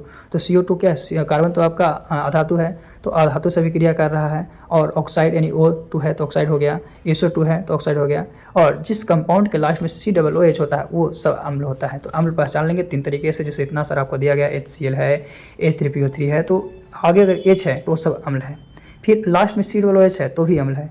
और क्या है, तो जो आपका अधातु के ऑक्साइड है, यानी अधातु और ऑक्सीजन के साथ अभिक्रिया करके बनाया है, तो वो भी क्या है, आपका अम्ल है। जैसे कि आपको इस वीडियो क्या है यहाँ पे दर्शाया गया है जितना भी है, और इस वीडियो के माध्यम से आप लोग बहुत कुछ सीखिएगा। एक क्वेश्चन अक्सर पूछा जाता है कि अम्ल को कैसे पहचान सकते, निम्नलिखित से अम्ल कौन है, भस्म कौन है। तो अम्ल तो पहचान लेंगे तो भस्म तो निश्चित एक अलग हो जाएगा, लेकिन फिर भी हम आपको बताते हैं अम्ल को पहचानने के बाद भस्म के बारे में। तो भस्म को कैसे पहचानेंगे, तो जिस कंपाउंड के लास्ट में OH रहेगा, जिस कंपाउंड के लास्ट में OH रहेगा उसको लोग क्या कहेंगे, भस्म कहेंगे। और जो यौगिक धातु का ऑक्साइड होगा, जो यौगिक धातु का यानी धातु से भी क्रिया करेगा, जैसे Al2O3, तो Al एल्युमिनियम तो धातु है, और ये ऑक्साइड धातु के ऑक्साइड से भी क्रिया करेगा, ऑक्सीजन से भी क्रिया करेगा, तो वो था अधातु के ऑक्साइड करेगा तो अम्ल हो जाएगा, लेकिन धातु के ऑक्साइड से करेगा तो क्या हो जाएगा, आपको भस्म हो जाएगा, क्षार हो जाएगा, भस्म हो जाएगा, क्षार हो जाएगा। तो याद रखना है, जैसे LiOH, NaOH, CaOH का होल 2, KOH बहुत सा दिया गया है, जैसे Fe2O3, तो Fe2O3 फेरस जो है आपका धातु है, ऑक्सीजन से कर लिया तो आपका क्या हो गया, क्षार बन गया। तो इस तरह से हम लोग पहचान सकते हैं कि कौन धातु है और कौन अधातु है ना। और कौन प्रबल अम्ल है, प्रबल अम्ल के बारे में बता ही दिए कि प्रबल अम्ल और दुर्बल अम्ल को हम लोग कैसे पहचानेंगे, यानी पहचानने से एक क्वेश्चन आपको एग्जाम में कन्फर्म पूछता है, तो याद रखना इतना। चलिए इसके बाद हम लोग थोड़ी सी उपयोग के बारे में जानते हैं, अम्ल भस्म के उपयोग क्या है। आज हम लोग इस वीडियो के माध्यम से लवण के बारे में, साल्ट के बारे में जानते हैं। तो लवण का निर्माण कैसे होता है, तो जब एक अम्ल और एक भस्म यानी एक क्षार मिलता है तो मिलने के बाद लवण और जल बनाता है, और जब इस प्रकार की अभिक्रिया होती है तो इस अभिक्रिया को उदासीनीकरण की अभिक्रिया कहते हैं, है ना। जैसे HCl है जो कि आपका अम्ल है, NaOH है जो भस्म है यानी हाइड्रोक्लोरिक अम्ल, और सोडियम हाइड्रोक्साइड, ये दोनों मिलता है तो NaCl का निर्माण करता है, उसके साथ साथ H2O का निर्माण करता है। तो याद रखना है कि एक अम्ल और एक क्षार की अभिक्रिया को उदासीनीकरण की अभिक्रिया कहते हैं, इसके फलस्वरूप लवण और जल बनते हैं, है ना। और लवण एक आयनिक यौगिक है जो विपरीत आवेश आयनों से निर्मित होता है। तो आगे हम लोग देखते हैं कि आयन क्या है, तो धनात्मक आवेश वाले आयन को धन आयन तथा ऋणात्मक आवेश वाले आयन को ऋण आयन कहते हैं। और लवण में दोनों प्रकार के आयनों का संयोजन होता है, लवण जो है लवण में दोनों प्रकार के आयनों का संयोजन होता है ना, कि धनावेश और ऋण आवेश में संतुलन होता है, और लवण का शुद्ध आवेश जो होता है आपका शून्य होता है। तो अम्ल और क्षार के निर्माण में जैसे कि हाइड्रोक्लोरिक अम्ल और पोटेशियम हाइड्रोक्साइड ये भी मिलेगा तो आपका जल बनाएगा, जल के साथ एक लवण का निर्माण करेगा, कौन सा, तो पोटेशियम क्लोराइड लवण का निर्माण करेगा, उसके साथ जल कौन, तो हाइड्रोक्लोरिक अम्ल और पोटेशियम हाइड्रोक्साइड। ये हाइड्रोक्लोरिक अम्ल हो गया और पोटेशियम हाइड्रोक्साइड जो हो गया क्षार हो गया। चलिए आगे बात करते हैं हम लोग। तो जो लवण है वो 3 प्रकार का मुख्य रूप से है ना, कौन, अम्लीय लवण, क्षारीय लवण और उदासीन लवण। अम्लीय लवण का काम क्या है कि इसका जलीय विलयन जो है नीले लिटमस पत्र को लाल करता है, यानी अम्लीय लवण जो रहेगा नीले को लाल करेगा, क्षारीय रहेगा उसका जलीय विलयन जो कि लाल लिटमस पत्र को नीला करेगा, लेकिन उदासीन रहेगा तो उदासीन विलयन का लिटमस पत्र को कोई प्रभाव नहीं पड़ता है। तो ही है प्रबल अम्ल और प्रबल क्षार मिलकर उदासीन लवण बनाता है। फिर प्रबल अम्ल और दुर्बल क्षार मिलकर अम्लीय लवण का निर्माण करता है, और दुर्बल अम्ल और प्रबल क्षार मिलकर क्षारीय लवण का निर्माण करता है। तो याद रखना है कि नीले से लाल करेगा वो अम्लीय होगा, जो लाल से नीला कर देगा वो आपका क्षारीय होगा, और जिसमें कोई प्रभाव नहीं होगा वो उदासीन होगा, जिसमें कोई प्रभाव नहीं होगा वो उदासीन होगा। तो लिटमस पत्र को देखते हैं। तो अम्ल जो है नीले लिटमस पत्र को लाल करता है, अम्ल जो है नीले लिटमस पत्र को लाल करेगा, वही क्षार जो है आपका तो लाल से नीला करेगा। क्षार का कार्य क्या है कि वो लाल से नीला करेगा। फिर मिथाइल ऑरेंज की बात करते हैं। तो मिथाइल ऑरेंज अम्ल में जाएगा तो उसका रंग लाल होगा, और अगर क्षार में जाएगा तो उसका रंग पीला होगा। फिर फेनोप्थिलीन की बात करते हैं। तो जो आपका फेनोप्थिलीन जो होता है अम्ल में रहेगा तो उसका कोई रंग नहीं होता, नहीं रंगहीन होता है, और क्षार में जाएगा तो गुलाबी हो जाएगा। जैसा कि फिगर में आपको दिखाया गया है, नीले से लाल, लाल से नीला। याद रखना नीले से लाल किसका है, तो अम्ल का है, लाल से नीला किसका है, क्षार का है। आगे हम लोग देखते हैं पीएच स्केल के बारे में। तो पीएच स्केल कहने का मतलब क्या है, पोटेंशियल ऑफ हाइड्रोजन या पावर ऑब्लिक क्या पोटेज ऑफ हाइड्रोजन, यानी हाइड्रोजन की पोटेज वैल्यू को नापता है। तो इसमें पीएच का मान जो होता है 0 से लेकर 14 के बीच एक अनुमानित संख्या होता है, जो दर्शाता है कि विलयन अम्लीय है, क्षारीय है या उदासीन है। तो जिसका पीएच मान 7 होता है वह पदार्थ का विलयन जो होता है उदासीन होता है, न्यूट्रल होता है। जिसका पीएच मान 7 से ज़्यादा होता है वह क्षारीय होता है, बेस होता है। और जिसका पीएच मान 7 से कम होता है वो अम्लीय होता है, एसिड होती है। तो याद रखना है तीनों, ये 7 से ज़्यादा तो भस्म, 7 से कम तो अम्ल, 7 है तो क्षारीय। लवण के प्रकार के बारे में देखते हैं कि लवण का कौन सा प्रकार है। तो सबसे पहले समान लवण। तो समान लवण वैसे लवण कहेंगे जिसमें ना ही हाइड्रोजन का समूह रहेगा और ना ही हाइड्रोक्साइड का समूह रहेगा, उसी को समान लवण। जैसे NaCl, Na2SO4, CaSO4, Al2SO4 के होल 2, ये सब हो गया। फिर अम्लीय लवण की बात करते हैं। तो प्रबल अम्ल और दुर्बल क्षार की अभिक्रिया से, जब प्रबल अम्ल और दुर्बल क्षार यानी स्ट्रॉन्ग एसिड और वीक बेस अभिक्रिया करेगा तो जो लवण होगा अम्लीय लवण बनाएगा, और अम्लीय बनाएगा तो इसका पीएच मान क्या होगा, 7 से कम होगा। इसमें हाइड्रोजन प्लस आयन होते हैं, इसमें क्या होता है, हाइड्रोजन प्लस आयन होते हैं। जैसे सोडियम बाइकार्बोनेट जो है आपका अम्लीय लवण हो गया। फिर है मोनोसोडियम फॉस्फेट, तो ये भी आपका क्या हो गया, अम्लीय लवण हो गया। तो याद रखना है कि इसमें हाइड्रोजन प्लस आयन होते हैं वो अम्लीय है, जिसमें कोई नहीं होते हैं वो समान लवण। फिर क्षारीय लवण की बात करते हैं, बेसिक साल्ट की। तो दुर्बल अम्ल तथा प्रबल क्षार यानी कि वीक एसिड और स्ट्रॉन्ग बेस अभिक्रिया करता है, रिएक्ट करता है, तो इससे जो उत्पन्न लवण है उसी को हम लोग क्षारीय लवण कहते हैं। और जब क्षारीय है तो इसका पीएच मान 7 से अधिक होगा। और इसमें कौन, तो हाइड्रोक्साइड आयन होंगे। कौन सा हाइड्रोक्साइड आयन, OH- में होंगे। जैसे magnesium chloride hydroxide, zinc chloride hydroxide, calcium hydroxy chloride. तो ये सब जो है क्षारीय लवण है। और क्षारीय लवण का पीएच मान कितना होता है, 7 से अधिक होता है। इसमें कौन सा आयन होते हैं, तो क्षारीय है उसमें आपका हाइड्रोक्साइड आयन होते हैं और OH होते हैं जो कि माइनस में होता है। चलिए हम लोग क्षारीय लवण के बाद आगे बात करते हैं अम्लीय लवण की, उदासीन लवण की। तो उदासीन लवण क्या है, तो प्रबल अम्ल और प्रबल क्षार यानी कि स्ट्रॉन्ग एसिड भी रहेगा और स्ट्रॉन्ग बेस भी रहेगा, दोनों मिलेगा तो क्या करेगा कि वो लवण जो है उदासीन लवण बना लेगा। यानी कि स्ट्रॉन्ग एसिड और स्ट्रॉन्ग बेस जब मिलेगा तो आपका जो लवण बनेगा उदासीन हो जाएगा, न्यूट्रल साल्ट हो जाएगा। जैसे सोडियम क्लोराइड NaCl। और जो उदासीन लवण होता है उसका पीएच मान 7 के बराबर होता है। फिर है पोटेशियम नाइट्रेट KNO2, फिर है सोडियम सल्फेट Na2SO4, फिर है पोटेशियम सल्फेट K2SO4। तो ये सब जो है उदासीन लवण है। उदासीन लवण जो है आपका कहने का मतलब है कि ये इसका पीएच मान 7 होता है ना। आगे हम लोग जानते हैं लवण के प्रकार में द्विक लवण। द्विक लवण क्या है कि जब दो साधारण लवण है, नॉर्मल लवण है, और उसको मिला दिए तो उसी को द्विक लवण कहेंगे। जैसे K2SO4 into Al2SO4 into 24H2O। तो K2SO4 जो था ये भी आपका साधारण लवण था, फिर Al2SO4 ये भी साधारण था, तो 24H2O बन गया। फिर जटिल लवण यानी कॉम्प्लेक्स साल्ट। तो ये लवण जल में बहुत ही कम घुलनशील होता है। जो जटिल लवण है वो जल में बहुत कम घुलता है और इसकी संरचना बहुत ही जटिल होती है। इसकी संरचना जो स्ट्रक्चर तो बहुत ही आपका जटिल होता है। इसमें बड़े ब्रैकेट का प्रयोग किया जाता है और ये जो लवण है इसमें बड़े ब्रैकेट का इस्तेमाल किया, जैसे कि Ag NaCl के होल 2 बड़ा ब्रैकेट है, K3Fe तो ये था आज का टॉपिक। आज हम लोग धातु के बारे में जानते हैं। तो धातु जो है आपका समान ताप पर ठोस, चमकदार, आघात वर्धनीय, लोचनशील एवं ऊष्मा तथा विद्युत की सुचालक होती है। धातु जो है नॉर्मली जो टेम्परेचर पे ठोस रहेगा, चमकदार होगा, आघात वर्धनीय होगी, लोचनशीलता होगी एवं ऊष्मा की विद्युत की सुचालक होगी, उसी को धातु कहते हैं। और धातु के जो गुण धर्म है वो आपको मुख्यतः 2 वर्गों में विभाजित किया गया है, एक भौतिक गुण और एक रासायनिक गुण। तो धातु कहने का मतलब क्या है कि ठोस में रहेगा, चमकदार रहेगा, आघात वर्धनीय रहेंगे, लोचशील रहेगा और विद्युत का सुचालक रहेगा, उसको क्या कहेंगे, धातु कहेंगे। तो धातु के विशिष्ट गुण को मुख्यतः 2 वर्गों में विभाजित किया गया है। पहला जो है वो है भौतिक गुण और दूसरा जो है वो है रासायनिक गुण। तो सबसे पहले धातु के भौतिक गुण के बारे में जानते हैं कि धातु का भौतिक गुण क्या है, उसके बाद रासायनिक गुण के बारे में। तो भौतिक गुण में है कि धातु जो है समान ताप पर ठोस अवस्था में होती है। धातु जो है नॉर्मली टेम्परेचर पे ठोस अवस्था में होती है। पारा के अतिरिक्त, पारा एक धातु है, उसके छोड़कर जितने भी धातु है सामान्यतः ठोस अवस्था में पाई जाती है। पारा जो है आपका ठोस नहीं बल्कि द्रव अवस्था में पाया जाता है। फिर है गैलियम। तो गैलियम निम्न ताप पर ठोस अवस्था में पाई जाती है, परंतु समान ताप से कुछ उच्च ताप पर जाता है, यानी कि नॉर्मल टेम्परेचर से कुछ उच्च टेम्परेचर पर जाता है, तो यह द्रव अवस्था में परिणित हो जाता है। कौन? गैलियम। और पारा जो है आपका क्या है कि ये आपका द्रव्यावस्था में रहता है। ऐसे जितने भी धातु हैं वो करीब करीब ठोस अवस्था में रहते हैं, लेकिन पारा द्रव्यावस्था में रहता है। और गैलियम एक ऐसा तत्व है जिसका टेम्परेचर बढ़ाते हैं तो टेम्परेचर बढ़ाने के साथ साथ ये जो है आपका ठोस अवस्था से द्रव्यावस्था में कन्वर्ट हो जाता है। तो पहला था समान तौर पर ठोस अवस्था में रहती है, समान तौर पर जो ठोस। दूसरा है चमक। तो धातु में एक विशेष प्रकार की चमक होती है, धातु है उसमें एक विशेष प्रकार की चमक होती है। और धातु प्रायः कठोर भी होते हैं।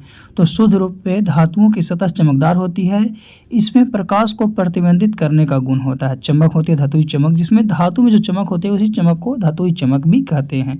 तो दूसरा बताया तीसरा कि धातु समानता कठोर होती है, परंतु उनकी कठोरता अलग अलग स्तर पर अलग अलग होता है। जैसे लोहा, निकेल, क्वाल्ट, ये सब जो है अत्यंत कठोर है। जबकि सोडियम हो गया, पोटेशियम हो गया, ये अत्यंत मुलायम धातु है जिसे चाकू से काटा जा सकता है। तो ये क्वेश्चन अक्सर पूछता है कि कौन सी ऐसी धातु है जिसे चाकू के द्वारा काटते हैं। तो सोडियम और पोटेशियम धातु को चाकू के द्वारा काटा जा सकता है। तो 3 हम लोग याद रख लिए है ना। धातु है जो सामान्यतः ठोस पर थी, पहला। दूसरा, धातु में एक विशेष प्रकार की चमक होती है। और तीसरा, धातु प्रायः कठोर होती है, धातु प्रायः कठोर होती है। चलिए इसके बाद जानते हैं। तो इसके बाद है आपका आघात वर्धता। आघात वर्धता जो है धातु पर आघात करने पर उस पर हम लोग क्या करते हैं, आघात करते हैं हथौड़े या मशीन से, तो उसको क्या है कि वो घात करके पतली चादर बना सकते हैं। यानी अधिक लोचनशील होने के कारण इसे चादरों में लपेटा जा सकता है, इसे चादरों में क्या कर लपेट सकते हैं। तो ये धातु का गुण है।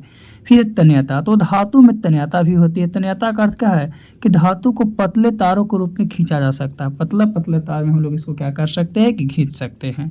और जितने भी धातु हैं वो धातु में तन्यता अलग अलग होती है, सब धातुओं में तन्यता एक नहीं होती। जैसे क्या है, 1 ग्राम चांदी है तो 1 ग्राम चांदी से लगभग 2 किलोमीटर लंबा तार खींचा जा सकता, बनाया जा सकता। वही अगर 1 ग्राम सोने की बात करते हैं तो इससे भी ज़्यादा लचीलापन है, इसे 3 किलोमीटर लंबा तार तक खींचा जा सकता। तो याद रखना है कि धातु में आघात वर्धनता होती है और इसमें तन्यता भी होती है, इसमें तन्यता भी होती है। चलिए आगे हम लोग चलते हैं धातु के गुण के बारे में। तो अगला गुण है धातु जो है विद्युत एवं ऊष्मा की चालक होती है, विद्युत एवं ऊष्मा की चालक होती है धातु। और चांदी एवं तांबा सर्वाधिक चालक धातु है। तो चांदी है और तांबा जो है आपका सर्वाधिक चालक धातु है, परंतु सीसा और पारा है जो ऑप्शनल में है। सीसा और पारा क्या ऑप्शनल में है, ये दोनों ऊष्मा के कुचालक होते हैं। ऐसे धातु क्या है कि आपका चालक तो होती है, लेकिन सीसा और पारा जो है अपवाद में है, जो कि चालक नहीं बल्कि कुचालक होते हैं। आगे बात करते हैं। तो धातु के गलनांक और क्वथनांक जो होते हैं ऊंच होते हैं। धातु के द्रव्यनांक और क्वथनांक ऊंच होते हैं। जैसे लोहा हो गया, क्वाल्ट हो गया, निकेल हो गया, ये सब का ऊंच होता है। टंगस्टन का गलनांक सर्वोच्च होता है। टंगस्टन एक है जिसका गलनांक सर्वोच्च होता है, परंतु अधिकांश क्षारीय धातु के गलनांक एवं क्वथनांक, लेकिन अधिकांश जो क्षारीय धातु है उसके द्रव्यनांक और क्वथनांक क्या होते हैं, निम्न होते हैं। जैसे रुबिडियम, फ्रांसियम, सीजियम आदि। तो ये है धातु के गुण। चलिए आगे हम लोग धातु के गुण के बारे में जानते हैं। तो अगला धातु का गुण है कि धातु में ध्वन्यात्मक एवं अनुनादपूर्ण होते हैं। कहने का मतलब क्या है कि लगभग सभी धातुएं किसी ठोस सतह से टकराने पर, कोई ठोस सतह से टकराता है अथवा उन पर चोट किए गए जाने पर एक प्रकार की ध्वनि उत्पन्न निकलती है। और जो धातु से ध्वनि निकलता है उस ध्वनि को हम लोग धातुई ध्वनि कहते हैं। क्या कहते हैं, धातुई ध्वनि कहते हैं। यही कारण है कि परंपरागत अलार्म घड़ी तथा स्कूल की घंटियां धातु से निर्मित होती है। क्यों? क्योंकि ये टकराएगा, चोट करेगा, तो चोट करने के बाद एक प्रकार का आवाज़ उत्पन्न करेगा, एक प्रकार क्या करेगा, आवाज़ उत्पन्न करेगा। इसीलिए सभी जो है आपका धातु से बनी होती है। परंपरागत अलार्म घड़ी हो गया, स्कूल की घंटी हो गया, ये सब। तो ये आपका धातु के गुण है। क्या धातु के गुण है? हम लोग 4-5 गुण के बारे में जान चुके हैं। चलिए यहाँ तक जानने के बाद थोड़ी सी और हम लोग धातु के बारे में जानते हैं। तो अभी तक हम लोग धातु के भौतिक गुण के बारे में जाने, अब रासायनिक गुण की बात करते हैं।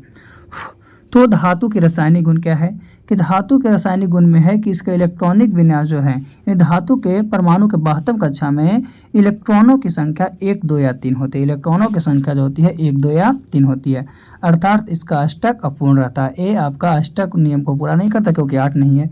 यही कारण है कि धातुएं अन्य तत्वों की अपेक्षा अभिक्रियाशील होती है, और यही सब कारण है कि जो धातु है अन्य तत्वों की अपेक्षा अधिक क्रियाशील है। फिर है कि धातुओं में इलेक्ट्रॉन त्यागने की प्रवृत्ति, धातुओं में इलेक्ट्रॉन त्यागने की प्रवृत्ति होती है। तो धातुएं क्या है कि हम समान धातु जो इलेक्ट्रॉन त्याग करते हैं, और जब कोई त्याग करेगा तो त्याग करने के बाद कौन सा आयन, तो धन आयन बनाते हैं। क्या बनाते हैं, धन आयन। यानी त्याग करने के बाद कोई जो है आपका धन आयन। ऐसे भी देने वाला बड़ा होता है, तो अगर ये दिया किसी को तो देने के बाद इस पर कौन सा चार्ज होता है, प्लस चार्ज। यानी कि जो धातु है, धातु पे कौन से आयन होते हैं, धन आयन होते हैं। चलिए आगे हम लोग इसके प्रॉपर्टी के बारे में, गुण के बारे में जानते हैं कि इसका अगला गुण क्या है। तो अगला गुण है ऑक्सीजन के साथ अभिक्रिया। ऑक्सीजन के साथ अभिक्रिया क्या है, तो लगभग सभी धातुएं ऑक्सीजन के साथ अभिक्रिया करती है, और वायु की उपस्थिति में। कब करेगा, वायु की उपस्थिति में। और करने के बाद धात्विक ऑक्साइड बनाए, यानी धातु जो है ऑक्सीजन से अभिक्रिया करेगा, तो ऑक्सीजन से अभिक्रिया करने का धात्विक ऑक्साइड बनाएगा, और यह क्रिया जो है दहन क्रिया कहलाती है। क्या कहलाती है, दहन क्रिया। यानी कि धातु जब ऑक्सीजन के साथ अभिक्रिया करता है तो धात्विक ऑक्साइड कहलाता है, और ये प्रकार की अभिक्रिया को दहन अभिक्रिया कहते हैं। तो धात्विक ऑक्साइड जो होते हैं सामान्यतः क्षारीय प्रकृति के होते हैं। धात्विक ऑक्साइड सामान्यतः कैसे होते हैं, क्षारीय प्रकृति के होते हैं।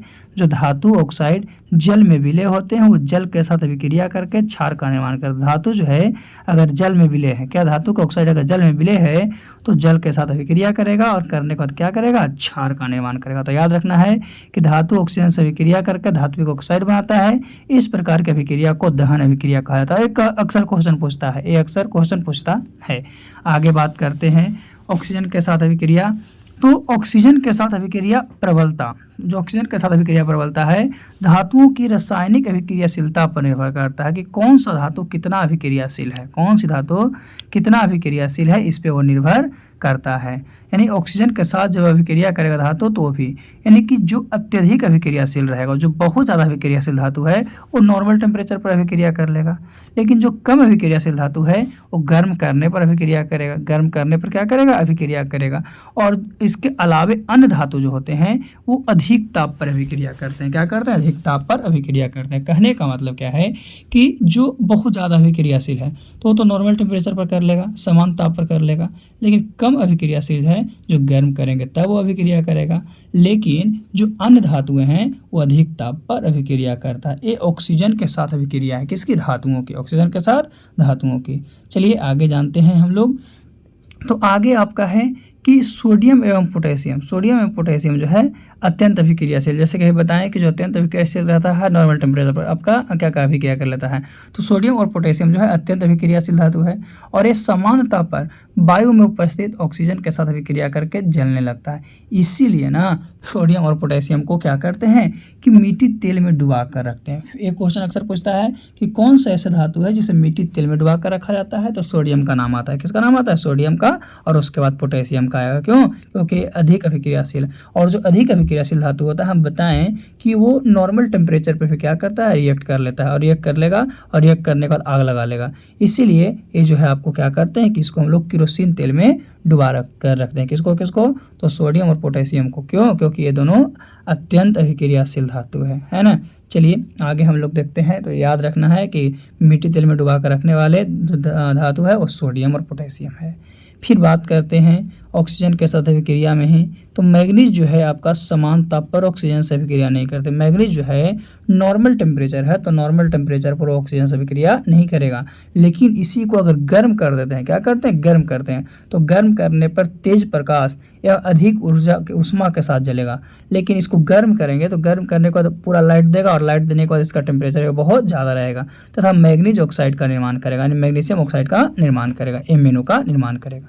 वही लौह धातु है, तो लौह धातु शुष्क वायु में गर्म करने पर भी नहीं जलती, परंतु आर्द्र वायु में लंबे समय तक रखने पर, बहुत समय तक रख देते हैं तो इसमें जंग लग जाता है। इसमें क्या होता है, जंग लग जाता है। तो इससे पता चल गया कि कम अभिक्रियाशील है उसको बहुत अधिक करेंगे तब होगा। फिर जो आपका नॉर्मल है यानी कि बहुत ज़्यादा अभिक्रियाशील और नॉर्मल टेम्परेचर पर हो जाएगा, और जो उससे है वो आपका थोड़े से गर्म करने पे होगा। चलिए तो आगे हम लोग जानते हैं धातु के रासायनिक गुण के बारे में। अभी हम लोग ऑक्सीजन के साथ अभिक्रिया के बारे में जान चुके हैं। तो आगे है ऑक्सीजन के साथ अभिक्रिया। तो तांबा की बात करते हैं। तांबा सबसे कम अभिक्रियाशील धातु है, जैसे कि अभी बताएं। तो तांबा जब सबसे कम अभिक्रियाशील धातु है तो सामान्यतः यह वायु में नहीं जलता, ये वायु में नहीं जलता है। परंतु लंबे समय तक, बहुत देर तक लगातार गर्म करते रहेंगे, बहुत समय तक गर्म करने पर यह ऑक्सीजन के साथ भी अभिक्रिया कर लेगा। यह ऑक्सीजन के साथ क्या होगा, अभिक्रिया कर लेगा, ना कर लेगा, है ना। करके सबसे पहले तो आपका कॉपर ऑक्साइड बनाएगा Cu2, और उसके ऊपर कॉपर ऑक्साइड सेकेंड CuO की परत जमा लेगा। यानी पहले तो कॉपर ऑक्साइड बनाएगा फर्स्ट, और उसके बाद इसके ऊपर कॉपर ऑक्साइड सेकेंड का क्या करेगा, परत बना लेगा। उसी प्रकार सोना और प्लेटिनम, तो सोना और प्लेटिनम वायु की उपस्थिति में ऑक्सीजन के साथ अभिक्रिया नहीं करता। सोना है या प्लेटिनम है, वो वायु में उपस्थित जो ऑक्सीजन है, हवा में उपस्थित जो ऑक्सीजन है, उसके साथ यह अभिक्रिया नहीं करता है। तो यह है धातुओं के गुण, धातुओं गुण में ऑक्सीजन के साथ अभिक्रिया। चलिए आगे चलते हैं। तो आगे है जल के साथ अभिक्रिया। धातु जल के साथ अभिक्रिया करता है, उसके बाद क्या बनाता है, तो बात करते हैं। धातु में जल के साथ अभिक्रिया करके धातु ऑक्साइड बनाती है। धातु जो है किसके साथ, अगर जल के साथ अभिक्रिया करेगा तो जल के साथ अभिक्रिया करके आपका धातु और हाइड्रोक्साइड बनाएगा, धातु हाइड्रोक्साइड बनाएगा। और इसके साथ साथ ही ये क्या करेगा कि हाइड्रोजन गैस को मुक्त करेगा। क्या करेगा, हाइड्रोजन गैस को मुक्त करेगा। तो जितनी भी धातुएं हैं जल के साथ अभिक्रिया नहीं करते, सब के सब धातु जो है आपका जल के साथ अभिक्रिया नहीं करता है। लेकिन क्षारीय धातु जो है जल के साथ तीव्रता से अभिक्रिया करते हैं। सब जो है आपका जल के साथ अभिक्रिया नहीं करेगा, लेकिन कुछ कुछ जो है आपका जल के साथ अभिक्रिया करेगा। कौन से, तो क्षारीय धातु है जो, है ना। और धातु ऑक्साइड प्लस क्या बनाएगा, धातु ऑक्साइड जो है आपका जल के साथ अभिक्रिया करेगा तो धातु हाइड्रोक्साइड और प्लस हाइड्रोजन गैस का निर्माण करेगा। एक क्वेश्चन पूछता है कि धातु जल के साथ अभिक्रिया कर क्या करेगा, तो धातु जल के साथ अभिक्रिया करके धातु हाइड्रोक्साइड बनाएगा और इसके साथ साथ हाइड्रोजन गैस का निर्माण करेगा। लेकिन सभी धातुएं जल के साथ अभिक्रिया नहीं करती है। तो जल के साथ अभिक्रिया कौन कौन करता है, तो मैग्नीशियम धातु, मैग्नीशियम धातु है समान एवं शीतल जल के साथ अभिक्रिया नहीं करते, यानी समान और ठंडे जल के साथ अभिक्रिया नहीं करता, लेकिन यह गर्म जल के साथ अभिक्रिया करता है, गर्म जल के साथ अभिक्रिया करता है। और करने के बाद हम बताएं तो गर्म जल के साथ मैग्नीशियम करेगा तो मैग्नीशियम हाइड्रोक्साइड बनाएगा और उसके साथ साथ आपका हाइड्रोजन गैस मुक्त करेगा। उसी तरह से आपका एल्युमिनियम, आयरन, जिंक, ये जल के साथ अभिक्रिया करेगा। तो ये तीनों धातुएं जो है ना जल से नहीं अभिक्रिया करेगा, लेकिन जलवाष्प से अभिक्रिया कर लेगा। जलवाष्प से क्या करेगा अभिक्रिया, यानी एल्युमिनियम हो गया, आयरन हो गया, जिंक हो गया, वो जल के साथ अभिक्रिया नहीं करता है, लेकिन ये तीनों धातु आपका जलवाष्प के साथ अभिक्रिया करता है और धातु ऑक्साइड तथा हाइड्रोजन गैस का निर्माण करता है। किसका, धातु ऑक्साइड तथा हाइड्रोजन गैस का क्या करता है, निर्माण करता है। तो यह है आपका धातु की किसके साथ करता है, किसके साथ नहीं करता है। चलिए और आगे हम लोग देखते हैं कि और किसके साथ करता है कि नहीं करता है, किसके साथ नहीं करता है उसके बाद हम लोग जानते हैं। तो धातु जो है आपका जल के साथ अभिक्रिया करेगा तो धातु हाइड्रोक्साइड प्लस हाइड्रोजन का निर्माण करेगा। धातु अगर जल के साथ अभिक्रिया, जैसा कि आपको रिएक्शन में बताया गया है कि धातु हाइड्रोक्साइड और हाइड्रोजन बनेगा, लेकिन धातु जो वाष्प के साथ अभिक्रिया करेगा तो वाष्प के साथ अभिक्रिया करके धातु ऑक्साइड बनाएगा और धातु ऑक्साइड के साथ साथ हाइड्रोजन गैस को मुक्त करेगा।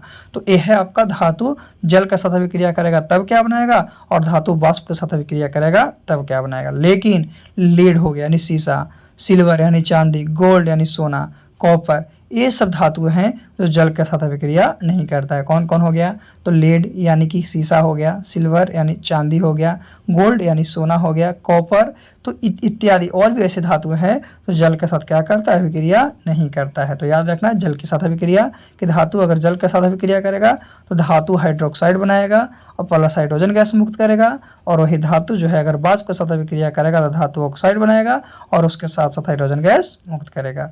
आगे बात करते हैं अम्लों के साथ अभिक्रिया।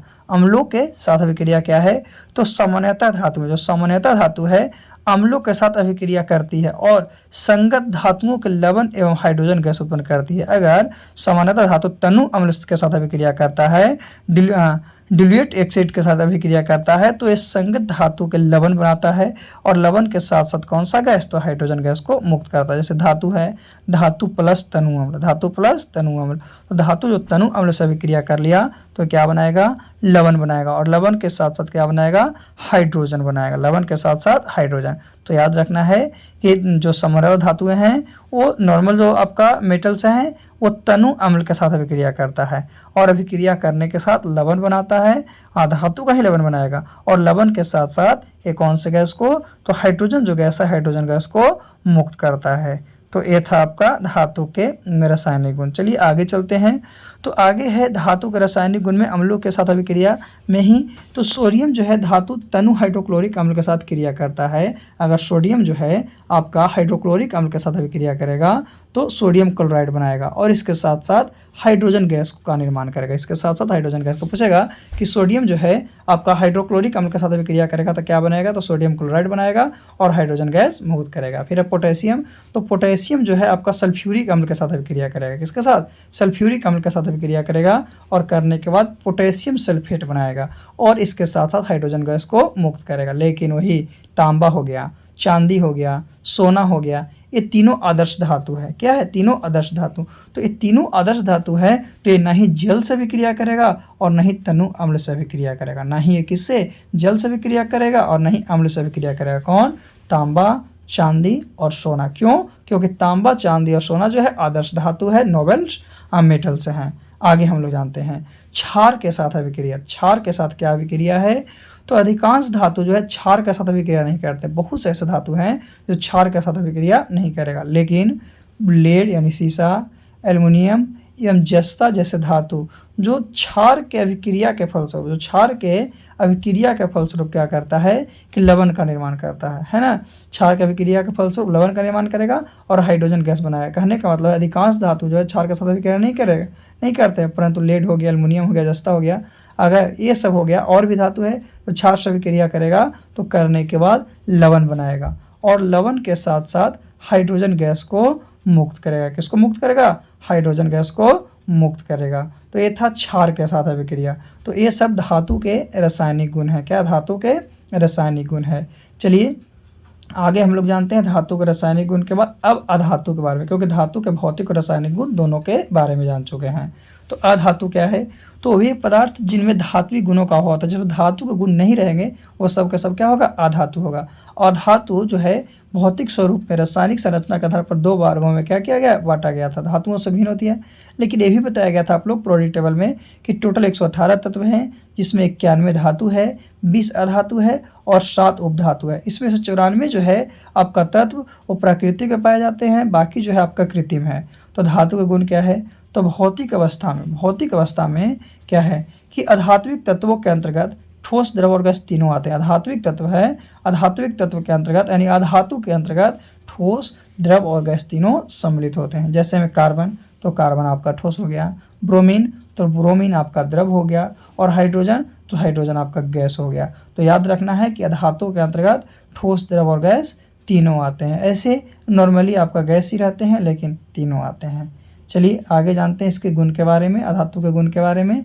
तो ठोस अधातु में सामान्यतः, ठोस अधातु जो है सामान्यतः चमक विहीन होगा, यानी उसमें चमक नहीं रहेगा, मुलायम रहेगा एवं भंगुर होगा, जिन्हें सरलता से तोड़कर एवं पीसकर बारीकी चूर्ण बनाया जा सकता है। और इसको हम लोग कहा है कि आसानी से तोड़ सकते हैं, पीस सकते हैं, पीस करके चूर्ण बना सकते हैं।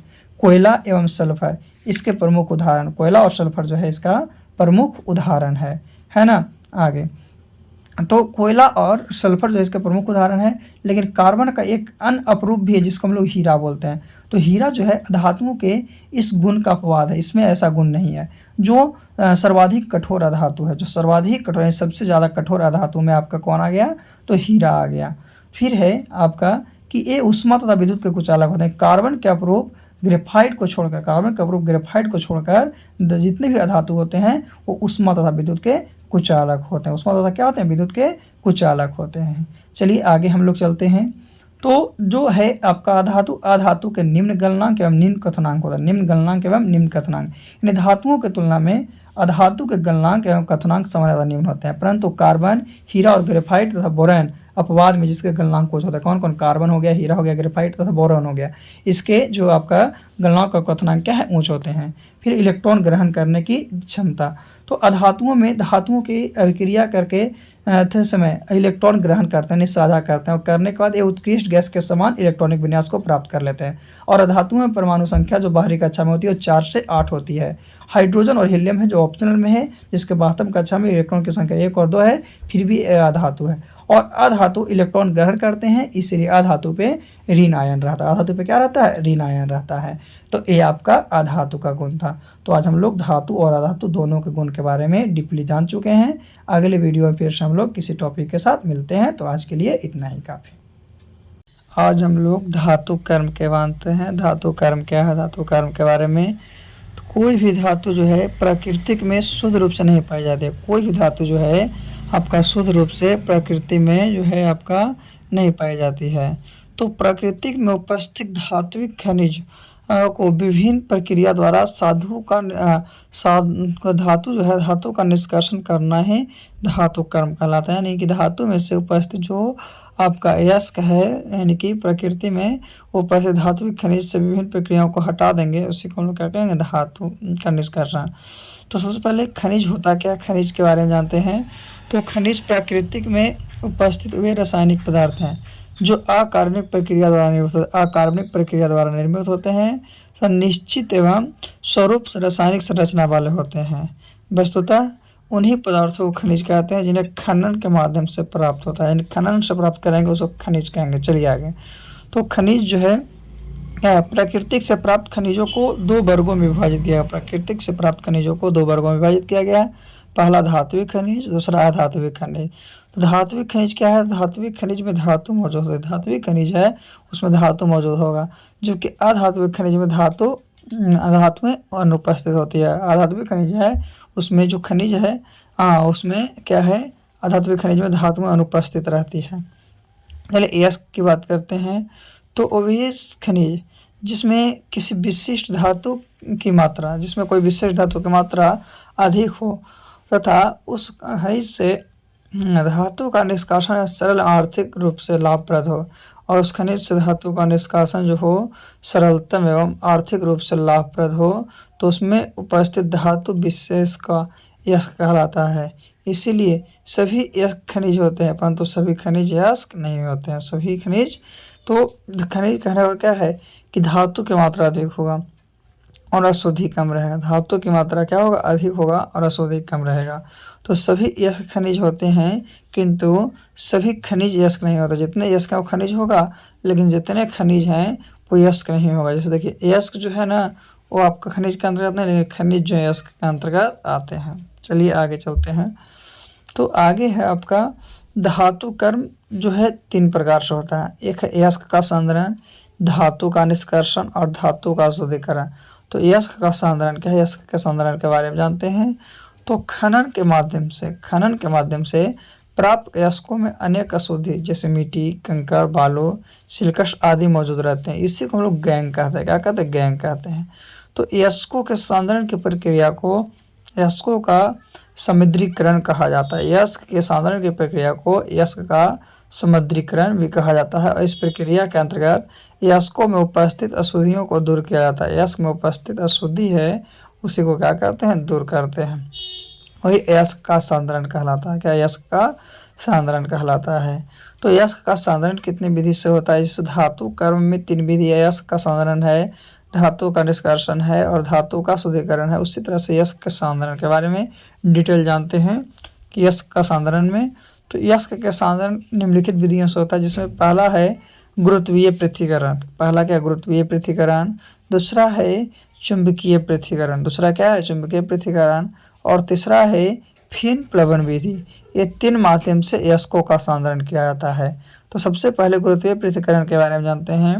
तो गुरुत्वीय पृथक्करण क्या है, तो अयस्कों के संधारण की वह विधि, अयस्कों के संधारण के यह विधि धातु अयस्क और गैंग कणों के विशिष्ट गुरुत्व वाले बलों के अंतर पर आधारित होता है। क्या है, अयस्क गैंग के कण विशिष्ट गुरुत्व बल के अंतर पर क्या रहता है, आपका आधारित रहता है। इस प्रकार की विधि को हम लोग क्या कहते हैं, गुरुत्वीय पृथक्करण विधि कहते हैं। क्या कहते हैं, गुरुत्वीय पृथक्करण विधि कहते हैं। चलिए हम लोग एक को जान चुके हैं कि गुरुत्वीय पृथक्करण विधि क्या है, दूसरे को जानते हैं किसको, तो चुंबकीय पृथक्करण विधि के बारे में जानते हैं। तो चुंबकीय पृथक्करण विधि है ना।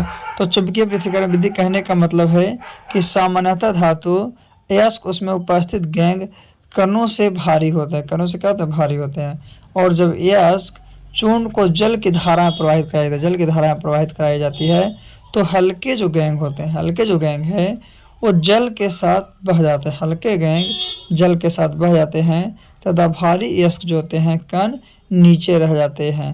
तो इस विधि को गुरुत्वीय पृथक्करण विधि कहते हैं। क्या कहते हैं, गुरुत्वीय पृथक्करण विधि के नाम से जानते हैं, जिसमें कण क्या होते हैं, नीचे रह जाते हैं। चलिए अब हम लोग अगले तीसरे विधि के बारे में जानते हैं कि तीसरा विधि क्या है।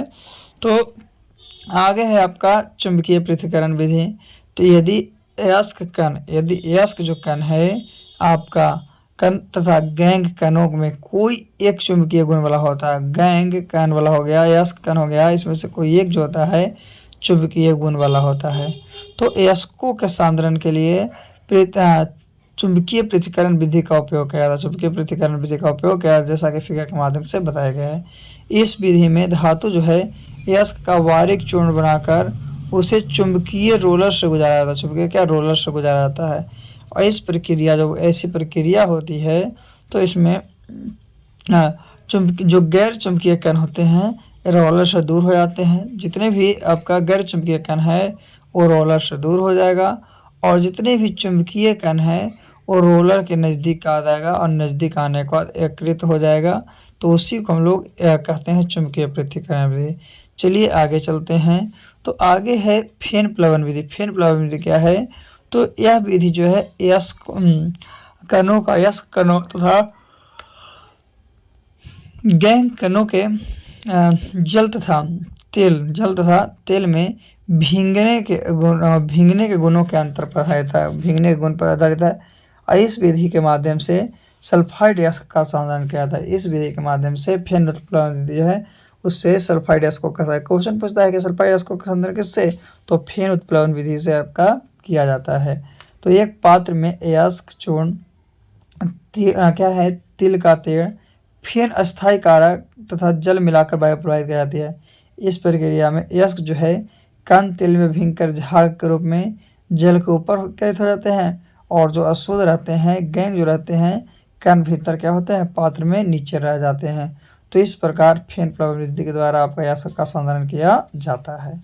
फिर धातु का निष्कर्षण दो तरीके से, जैसे कि अधिक सक्रिय धातु है या मध्यम और कम सक्रिय धातु है। तो अधिक सक्रिय धातु को विद्युत अपघटन विधि द्वारा और मध्यम और कम सक्रिय धातु को भर्जन या निस्तापन के द्वारा शुद्ध किया जाता है। धातु का निष्कर्षण दो तरीके से, एक विद्युत अपघटन से, एक भर्जन या निस्तापन से। अधिक सक्रिय विद्युत अपघटन, मध्यम कम जो है आपका भर्जन या निस्तापन। तो आगे विद्युत अपघटन विधि। विद्युत अपघटन विधि क्या होता है। तो उच्च अभिक्रियाशील धातुओं के अयस्क का सांद्रण, उच्च अभिक्रियाशील धातु के अयस्क का जो सांद्रण है उसको करने के बाद इसका विद्युत अपघटन किया जाता है, यानी विद्युत में तोड़ा जाता है। विद्युत अपघटन कहने का मतलब जब विद्युत धारा को प्रवाह कराते हैं तो ये टूटता है। तो सोडियम कैल्शियम और मैग्नीशियम आदि धातुओं को उनके गलित क्लोराइड्स का विद्युत अपघटन करके इस प्रक्रिया में ऋणावेशित इलेक्ट्रोड पर धातुओं को निक्षेपित किया जाता है तथा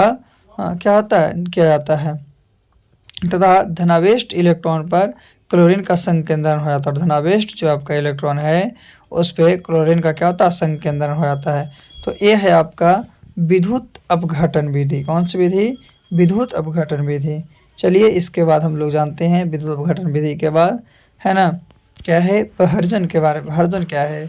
भर्जन कहने का मतलब है कि सांद्रित सल्फाइड अयस्क को जब वायु या ऑक्सीजन की उपस्थिति में सांद्रित सल्फाइड अयस्क है उसको वायु या ऑक्सीजन की उपस्थिति में उसके गलनांक से कम तापक्रम पर गर्म किया जाता है, कम टेम्परेचर गर्म किया जाता है।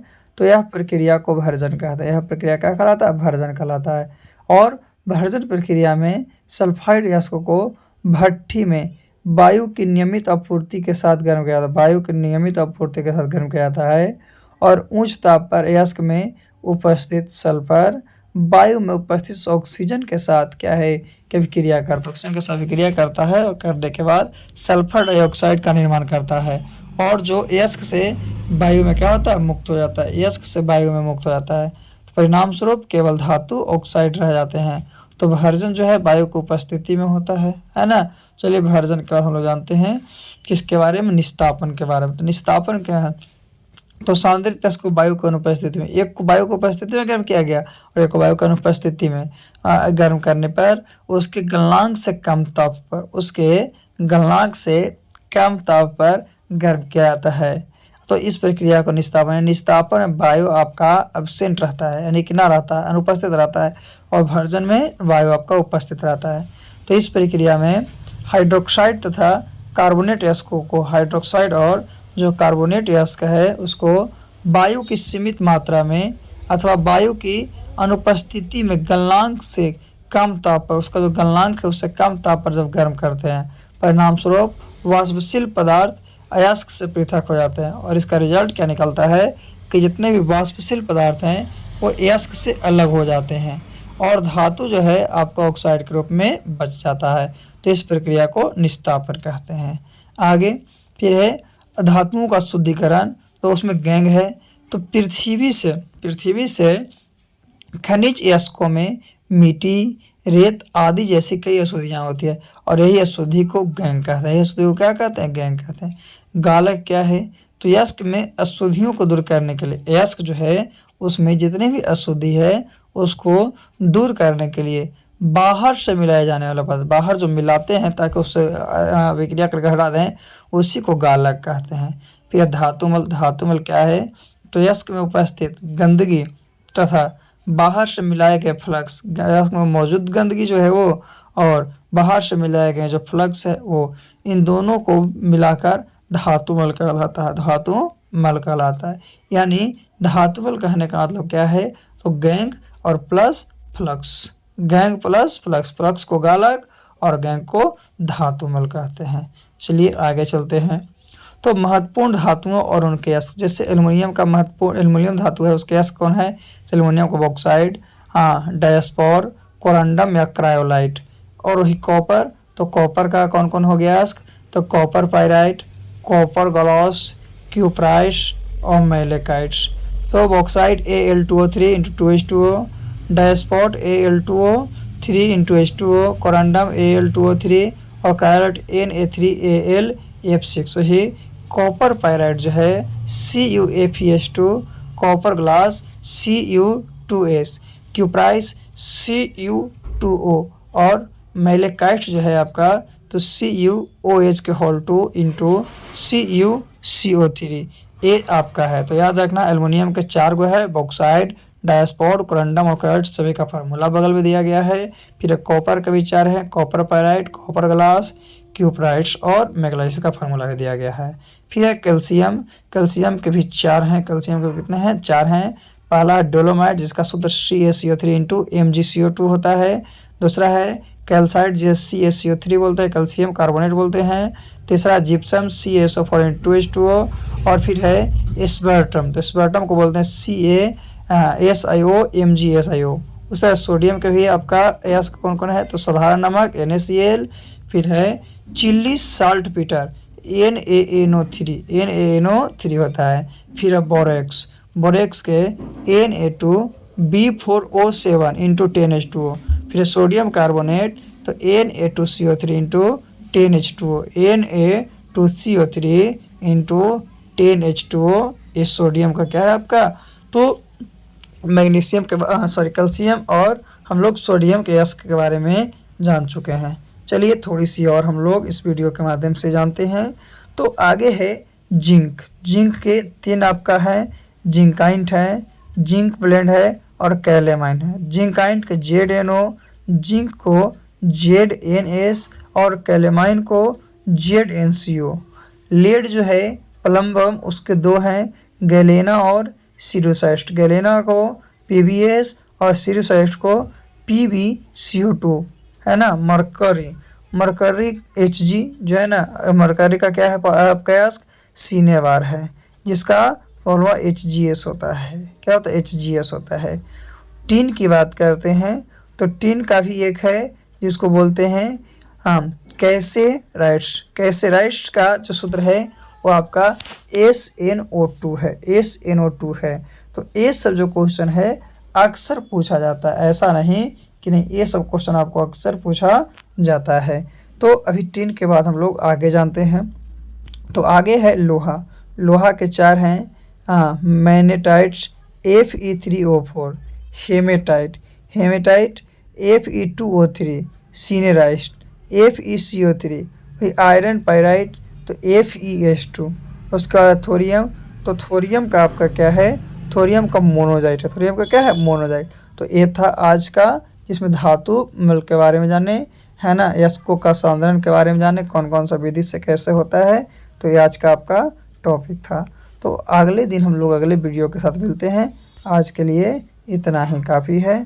फिर से हम लोग अगले दिन कोई ना कोई टॉपिक के साथ आपसे मिलेंगे। तो आज का टॉपिक धातु का क्या था, निष्कर्षण, यस्क का सांद्रण, है ना, इसके बारे में हम लोग डिटेल जानकारी प्राप्त किए, कौन कौन विधि से होता है और किसका प्रमुख यस्क कौन है, किसका प्रमुख यस्क कौन है, उसके बारे में जान चुके हैं। आज हम लोग वर्ग 17 और 18 के बारे में जानते हैं। तो सबसे पहले वर्ग 17 समूह 17 के बारे में जानते हैं। तो वर्ग 17 के जितने भी तत्व हैं वो सब हैलोजन तत्व कहलाते हैं। तो आवर्त सारणी के समूह 17 हैलोजन समूह कहा जाता है। इसमें रखे गए तत्वों को हैलोजन तत्व कहते हैं। वर्ग 17 में जो भी तत्व को रखा गया है वो सब के सब आपका हैलोजन तत्व कहलाता है। किसमें, वर्ग 17 में, समूह 17 में, है ना।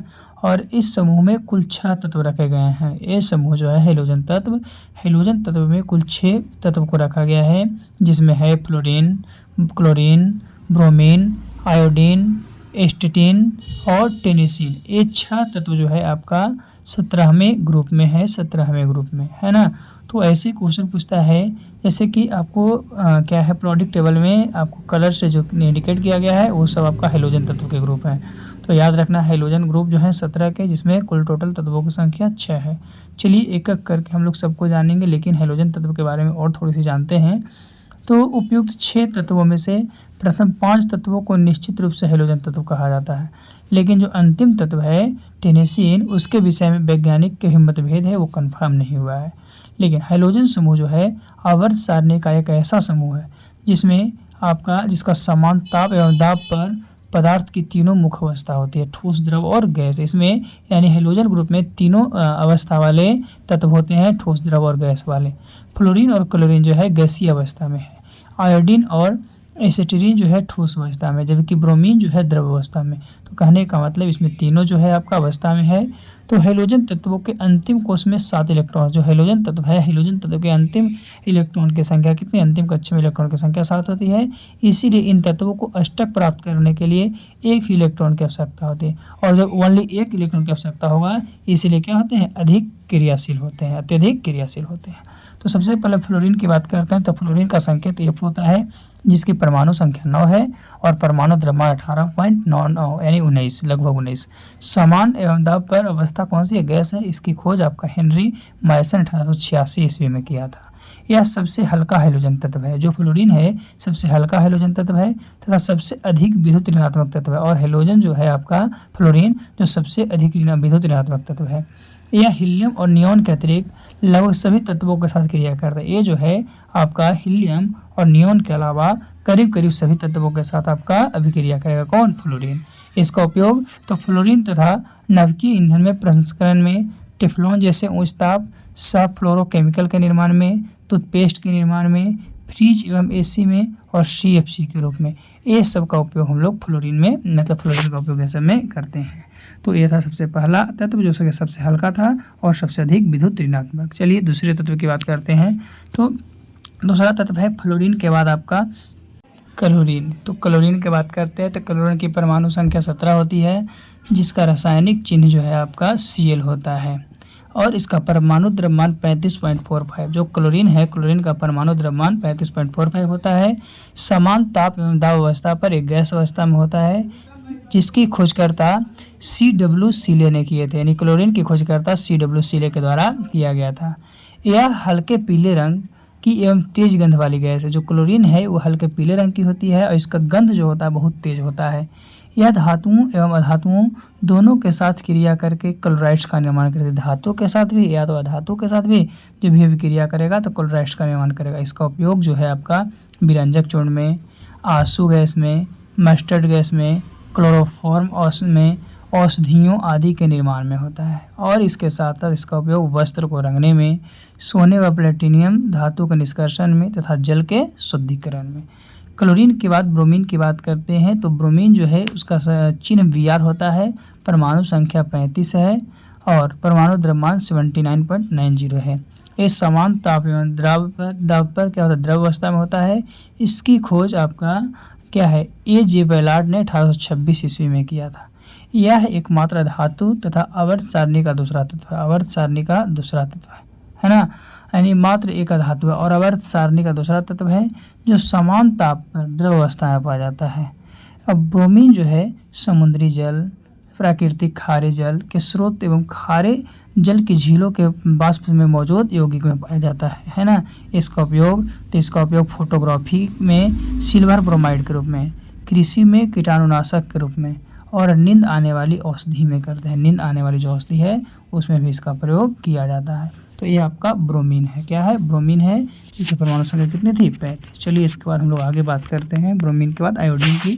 तो आयोडीन का रासायनिक चिन्ह आई होता है जिसकी परमाणु संख्या 53 है।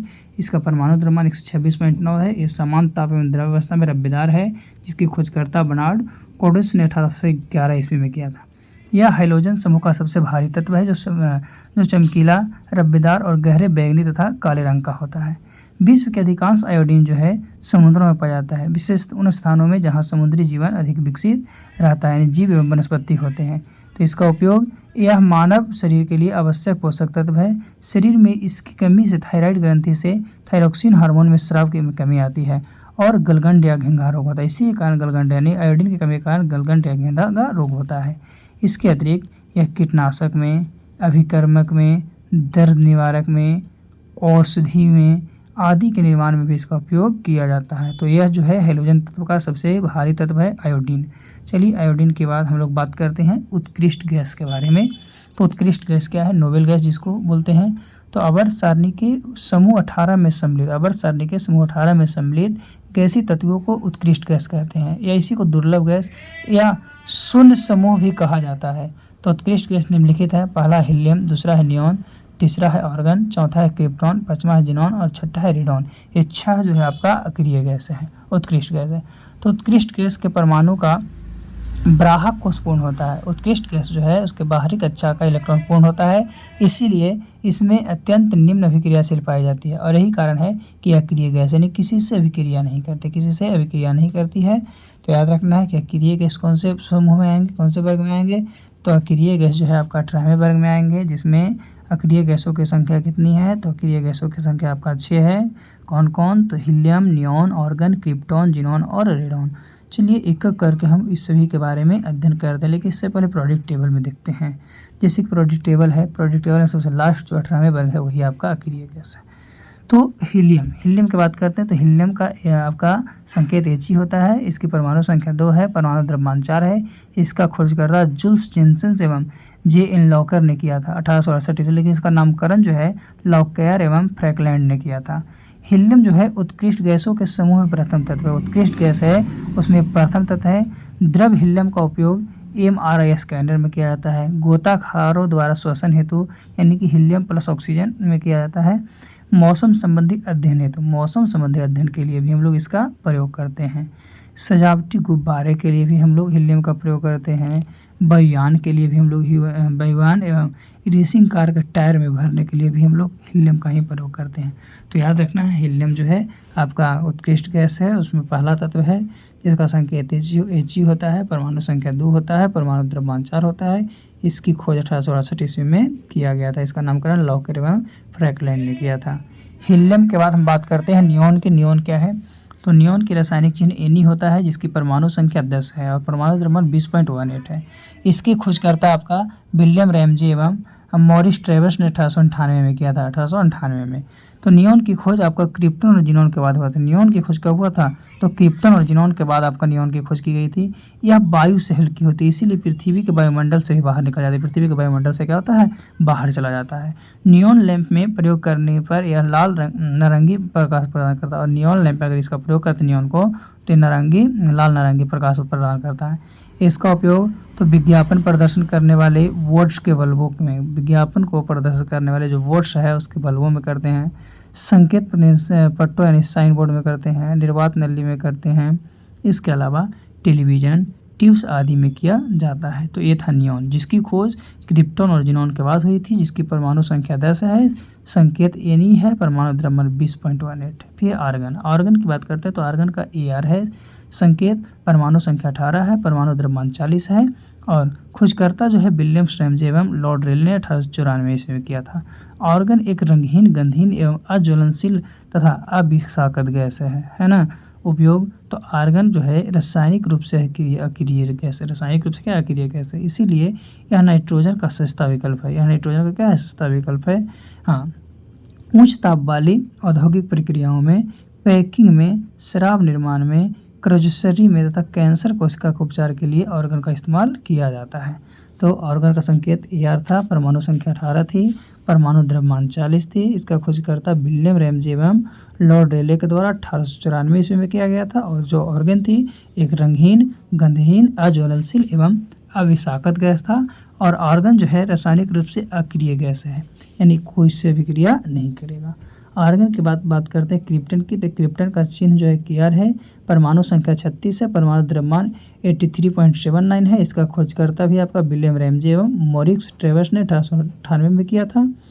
ये भी रंगहीन, गंधहीन एवं स्वादहीन अक्रिय गैस है। ये रंगहीन है, गंधहीन है, स्वादहीन है, अक्रिय गैस है, जो वायुमंडल में बहुत ही कम मात्रा में पाई जाती है। और जो क्रिप्टॉन है वायुमंडल में बहुत कम मात्रा में पाई जाती है। यह फ्लोरीन गैस के अतिरिक्त अन्य किसी तत्व से अभिक्रिया नहीं करती। फ्लोरीन गैस के अतिरिक्त यह अन्य किसी तत्व से अभिक्रिया नहीं करती है। इसका उपयोग तो अन्य अक्रिय गैसों के साथ फ्लोरेसेंट लैंप्स में उच्च गति की फोटोग्राफी में किया जाता है। उच्च गति जो है उसको फोटोग्राफी में प्रयोग किया जाने वाला फ्लैक्स में होता है। तो यह क्रिप्टॉन कि जिसका KR संकेत था, परमाणु संख्या 36 थी, परमाणु द्रव्यमान 83.79 था। यह रंगहीन, गंधहीन एवं स्वादहीन अक्रिय गैस था, जो वायुमंडल में बहुत ही कम मात्रा में पाया जाता था। इसका खोज विलियम रैमजे एवं मॉरिस ट्रेवर्स ने 1898 ईस्वी में किया था। चलिए क्रिप्टन की बात करते हैं। जीनॉन, जीनॉन का XE रासायनिक चिन्ह है, परमाणु संख्या 54 है और परमाणु द्रव्यमान 131.29 है। इसकी खोजकर्ता भी विलियम रैमजे एवं मॉरिस ट्रेवर्स ने 1898 में किया था। जीनॉन एक गंधहीन, रंगहीन एवं अपेक्षाकृत सघन उत्कृष्ट गैस है। क्या सघन उत्कृष्ट गैस है?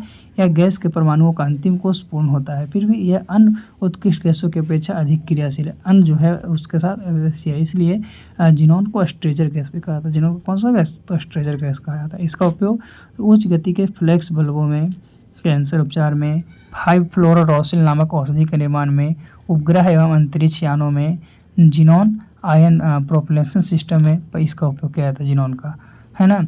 तो इसकी संकेत क्या था? XE था, परमाणु संख्या 54 था, परमाणु द्रव्यमान 131.29 था। खोजकर्ता विलियम रैमजे एवं मॉरिस ट्रेवर्स ने 1898 में इसे किया था। ये भी गंधहीन, रंगहीन एवं अपेक्षाकृत सघन उत्कृष्ट गैस है। चलिए जीनॉन के बाद हम लोग बात करते हैं रेडॉन की। रेडॉन क्या है? तो रेडॉन की जो संकेत है वो आपका क्या है? RN है। क्या है? RN है। इसकी परमाणु संख्या 86 है, परमाणु द्रव्यमान 222 है। इसकी खोजकर्ता अर्नेस्ट रदरफोर्ड एवं रॉबर्ट B. ओवेंस ने 1899 ईस्वी में किया था। रेडॉन एक रेडियो सक्रिय, रंगहीन, गंधहीन एवं स्वादहीन गैस है। यह स्वयं रेडियम 226 के क्षरण के परिणाम से उत्पन्न होता है। रेडॉन जो गैस है आपका, रेडॉन गैस वायुमंडल में नहीं पाया जाता, ये वायुमंडल में नहीं होता है।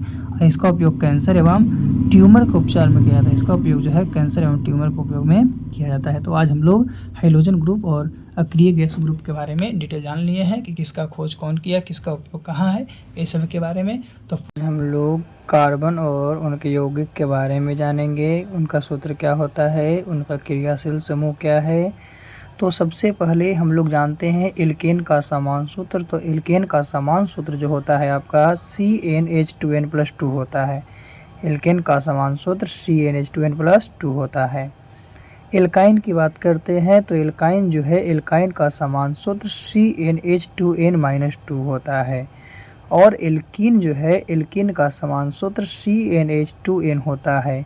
तो एल्केन में सिंगल बॉन्ड लगता है, अल्काइन में ट्रिपल बॉन्ड लगता है और एल्कीन में डबल बॉन्ड लगता है। फिर बात करते हैं एल्किल समूह का समान सूत्र। तो CnH2n+1 होता है। CnH2n+1 होता है एल्किल समूह का, है ना। चलिए हम लोग और जानते हैं ईथर के बारे में। तो ईथर का क्या होता है? CnH2n+ क्या होता है? 1 डबल बॉन्ड O होता है। CnH2n+ डबल बॉन्ड O होता है ना ईथर का। तो ये हम लोग अभी 5 को जाने हैं। चलिए छठे को जानते हैं। छठा कौन सा एग्जाम में सबसे ज़्यादा पूछा जाता है? तो छठा है अल्कोहल। अल्कोहल का समान सूत्र CnH2n+1OH होता है। CnH2n+1OH होता है। फिर एल्डिहाइड की बात करते हैं तो एल्डिहाइड का जो समान सूत्र है वो आपका CnH2n+1CHO होता है। एल्डिहाइड जो है, एल्डिहाइड का समान सूत्र CnH2n+1CHO होता है। आगे बात करते हैं कार्बोक्सिलिक अम्ल की, तो कार्बोक्सिलिक अम्ल है, कार्बोक्सिलिक अम्ल का समान सूत्र CnH2n+1COOH होता है। तो यहाँ से आपको एग्ज़ाम में 100% गारंटी के साथ 2 से 3 क्वेश्चन को पूछा जाता है। तो यहाँ तक हम लोग याद रखेंगे। उसके बाद हम लोग देखते हैं कि किसका क्रियाशील मूलक क्या है, उसमें क्या इंक्लूड करके हम लोग क्या बनाते हैं। आगे देखते हैं किसका कौन सा क्रियाशील समूह है। तो COOH जो है आपको कार्बोक्सिलिक अम्ल का है। COOH कार्बोक्सिलिक अम्ल का है। इसको नामकरण करते समय अगर पूर्व अनुलग्न करते हैं तो कार्बोक्सिलिक जोड़ते हैं, और बाद में अगर जोड़ते हैं तो ओइक अम्ल जोड़कर इसके नामकरण करते हैं। उसी तरह से COOR जो है, तो COOR का जो है आपका क्रियाशील समूह मूलक है एस्टर। इसमें अगर पूर्व अनुलग्न करते हैं तो एल्किल कार्बोक्सी का यूज करते हैं, और अनुलग्न बाद में जोड़ते हैं तो OH का इस्तेमाल करते हैं। फिर है SO3H जो कि सल्फोनिक अम्ल का क्रियाशील समूह है, और इसे पूर्व अनुलग्न के समय हम लोग सल्फो का यूज करते हैं, और बाद में जब इसे जोड़ते हैं तो सल्फोनिक अम्ल का इस्तेमाल करते हैं। फिर है COX जो कि एसिड हैलाइड, क्या है, एसिड हैलाइड है इसका क्रियाशील समूह। चलिए इसमें हम लोग अनुलग्न और पूर्वलग्न के बारे में जानते हैं। तो पूर्व अनुलग्न में हाइलोफॉर्माइल को ऐड किया जाता है, जोड़ा जाता है, और अनुलग्न में ओइक हैलाइड को जोड़ा जाता है। फिर है एमाइड। एमाइड का क्रियात्मक समूह जो है CONH2 है, जिसको पूर्वलग्न में कार्बोमाइल और बाद में एमाइड के नाम से जानते हैं। आगे है एल्डिहाइड। एल्डिहाइड का क्रियाशील समूह CHO होता है। अगर इसके आगे जोड़ते हैं तो फार्माई या एल्डो जोड़ते हैं, लेकिन इसके IUPAC नेम में अल का इस्तेमाल किया जाता है। फिर है साइनाइड। साइनाइड का CN होता है, जिसमें पहले अगर जोड़ते हैं तो साइनो को जोड़ते हैं, और बाद में जोड़ते हैं तो नाइट्रिल को जोड़ते हैं। फिर बात करते हैं कीटोन की, तो कीटोन की होता है CO, यानी इसमें ऑक्सो या कीटो को जोड़ते हैं, ऑक्सो या कीटो को जोड़ते हैं, अगर बाद में जोड़ते हैं तो ऑन जोड़ते हैं। फिर अल्कोहल की बात करते हैं तो अल्कोहल का क्रियाशील समूह जो होता है OH होता है। इसके आगे जोड़ने के लिए हाइड्रोक्सी तथा लास्ट में जोड़ते हैं तो ऑल जोड़कर इसका IUPAC बनाते हैं। फिर है थायोल। थायोल क्या SH होता है, जिसको मरकैप्टो, और जो लास्ट में जोड़ते हैं IUPAC नेम में जोड़ते हैं तो उसका थायोल जोड़ते हैं। एमीन का NH2 होता है। इसमें हम लोग पूर्व अनुलग्न में एमिनो तथा जो बाद में जोड़ते हैं उसमें एमिन जोड़ते हैं। फिर है एल्कीन C+O, तो इसमें नामकरण के लिए इन जोड़ते हैं। और एल्काइन जो है, तो एल्काइन के नामकरण के लिए ट्रिपल बॉन्ड होता है, जिसमें आइन जोड़ते हैं। तो यहाँ से आपको कंफर्म आपका क्वेश्चन को पूछा जाता है कि किसका क्रियाशील समूह क्या है, किसका कौन सा सूत्र होता है। ये क्वेश्चन आपके एग्जाम में 2 से 3 नंबर कंफर्म पूछा जाएगा। तो आज के लिए हम लोग इतना चीज़ सीखे हैं क्रियाशील समूह के बारे में। फिर से हम लोग अगले एक शॉर्ट से वीडियो में कुछ जानेंगे कि क्या है और क्या नहीं है। तो आज हम लोग केमिस्ट्री के इम्पोर्टेंट क्वेश्चन को जानते हैं, जो क्लास 10th के एग्ज़ाम के लिए बहुत ज़रूरी है। ये सब क्वेश्चन बार बार आपको एग्जाम में क्वेश्चन में पूछा जाता है। ये और बहुत से इस वीडियो में आपको ऐसा भी क्वेश्चन दिया गया है जो आपको एग्ज़ाम में बहुत बार आ चुका है, यानी क्वेश्चन बैंक में टच किया हुआ है। तो आज की वीडियो में हम लोग क्या देखेंगे कि इस लेसन में मतलब कि केमिस्ट्री में कौन कौन सा इंपॉर्टेंट क्वेश्चन है जो कि आपके 2025 एग्ज़ाम के लिए बहुत ज़रूरी है। तो चलिए हम लोग देखते हैं कि कौन कौन सा बहुत ज़रूरी है उसके बारे में। तो ये सब जो क्वेश्चन है 1 से लेकर 15 तक, इसके बाद भी और भी है। एक केमिस्ट्री लेसन 3 धातु और धातु से इम्पोर्टेंट क्वेश्चन है, जिसमें बहुत बार पूछा गया। जैसे कि तांबे की खोज सबसे पहले किस धातु की मतलब कि मानव के द्वारा खोजी गई सबसे पहले धातु तांबा है। किसे केरोसिन तेल में डुबा कर रखते हैं सोडियम को। सबसे हल्की धातु लिथियम है। बाहरी ओसियम है। कौन सा ऐसा है जो द्रव अवस्था में रहता है कमरे के ताप पर। तो धातु में पूछेगा तो पारा, अगर धातु में पूछेगा तो ब्रोमीन हो जाएगा। सबसे अधिक सक्रिय धातु फ्लोरीन है। और इस तरह से आपका सबसे ज़्यादा पूछा जाने वाला क्वेश्चन इसमें डाला गया है। या उद्योगों की जननी किसको कहते हैं, लोहा को। पीला किसको कहते हैं, यूरेनियम को। या सबसे अच्छी चालक कौन है विद्युत का, तो चांदी है। सबसे कठोर धातु में कौन है, तो प्लेटिनम है। इस तरह से आपका इम्पोर्टेंट क्वेश्चन है जो कि आपको पूछा जाता है। या इसमें है कि मुक्त अवस्था में पाया जाने वाला, तो आप line by line step by step her point को पढ़िएगा ताकि आपको पता चले कि किस तरह से हम लोगों को एग्ज़ाम में क्वेश्चन को पूछा जाता है। चलिए हम लोग ऐसे करीब इसमें 200 के आसपास आपको क्वेश्चन बताया गया है और आशा है कि इससे ज़्यादा आपका एग्ज़ाम में कभी क्वेश्चन पूछा नहीं है और नहीं पूछेगा, है ना। तो इसलिए इस क्वेश्चन को अच्छे ढंग से आपको क्लियर कर लेना है। ये एक्सरसाइज 3 केमिस्ट्री में आपका सबसे पहले 15 पॉइंट को बताया गया है, उसके बाद हम लोग आगे के पॉइंट को भी देखते हैं।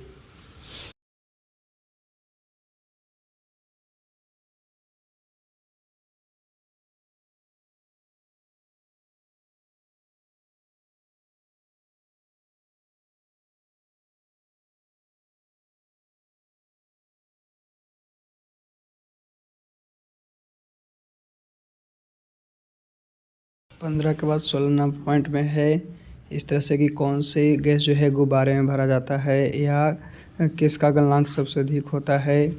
तो आपका टंगस्टन का या विद्युत बल्ब जो है उसमें कौन सा गैस भरा रहता, मतलब कौन फिलामेंट किसका बना होता है, टंगस्टन का बना होता है।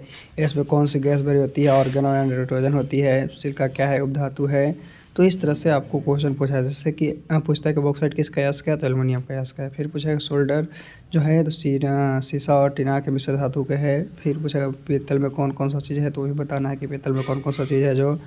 फिर आपको चांदी को हवा में छोड़ देने पर उस पर काले रंग की परत जम जाती है। ये सब क्वेश्चन आपको एग्जाम में पूछा जाता है। तो ये धातु और धातु का महत्वपूर्ण ऑब्जेक्टिव क्वेश्चन है। इससे ज़्यादा आपका इससे नहीं पूछा जाता है। ऐसे 2-4 पूछा भी जाएगा तो आपको क्वेश्चन का जो आंसरिंग है वो आपको डबल है, तो डबल है तो आपको तो किसी प्रकार का इसमें दिक्कत नहीं होना चाहिए। तो इस तरह से आपका एग्ज़ाम में धातु और धातु के महत्वपूर्ण क्वेश्चन को दिया गया है। तो 1 से लेकर 27 तक आप लोग पॉइंट नोट कर लीजिएगा, जो कि धातु और धातु ऐसे लिख कर भी याद कर सकते हैं, आप देख कर भी याद कर सकते हैं। चलिए आगे हम लोग चलते हैं। इसके बाद अगले लेसन क्या है और उसमें मतलब कि अगला क्वेश्चन कहाँ से आपको दिया गया है उसके बारे में 27 के बाद के बात करते हैं।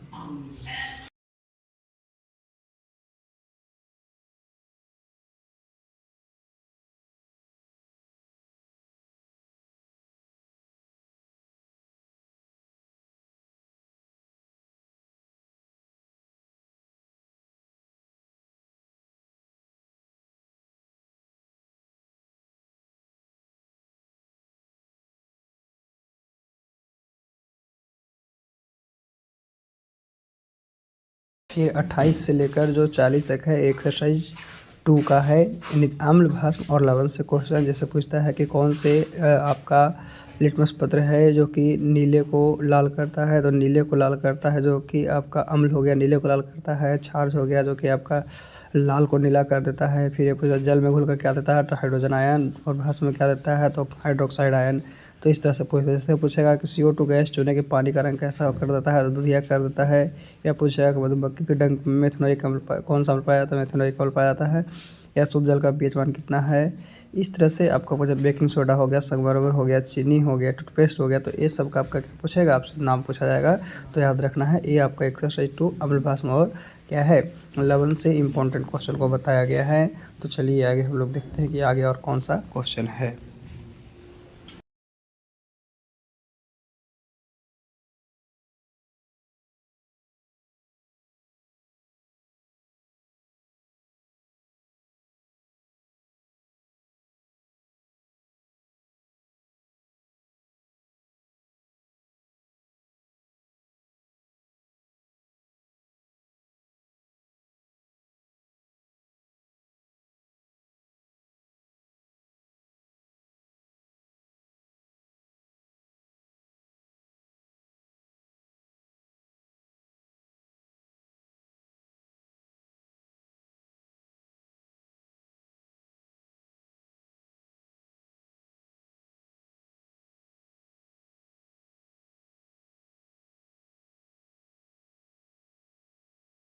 41 से लेकर आपका 54 तक इसमें दिया गया है, वो आपका तत्वों के अवध वर्गीकरण से दिया गया है, जिसमें बताया गया है कि कौन से मतलब तत्व के सबसे पहले बारे में कौन बताया था। डोबेनर का कौन सा नियम था, तिर्यक नियम था। फिर न्यूलैंड्स का कौन सा नियम था, अष्टक नियम था। अष्टक नियम में क्या बताए थे, तो परमाणु द्रव्यमान का आधार फंस जाए थे। फिर उसके बाद मेडलिफ आया, तो मेडलिफ ने कब बताए, इस तरह से। तो इस तरह से आप लोगों को वीडियो को देखते रहना है और देखना है कि कौन से पॉइंट है, हम बता रहे हैं लेसन बाई लेसन कि कौन सा लेसन में कहाँ से क्वेश्चन को पूछा गया है। तो इस तरह से आपका ये तत्वों का अवध वर्गीकरण से दिया गया है 54 तक, है ना, जिसमें अक्सर क्वेश्चन पूछता है कि आधुनिक आवर्त सारणी का जनक किसको कहते हैं, मेडलिफ को, या आवर्त सारणी का जनक किसको कहते हैं, सॉरी, आधुनिक आवर्त सारणी का मोसले को कहते हैं, आवर्त सारणी का मेडलिफ को कहते हैं। इस तरह से चलिए आगे हम लोग देखते हैं इसके बाद।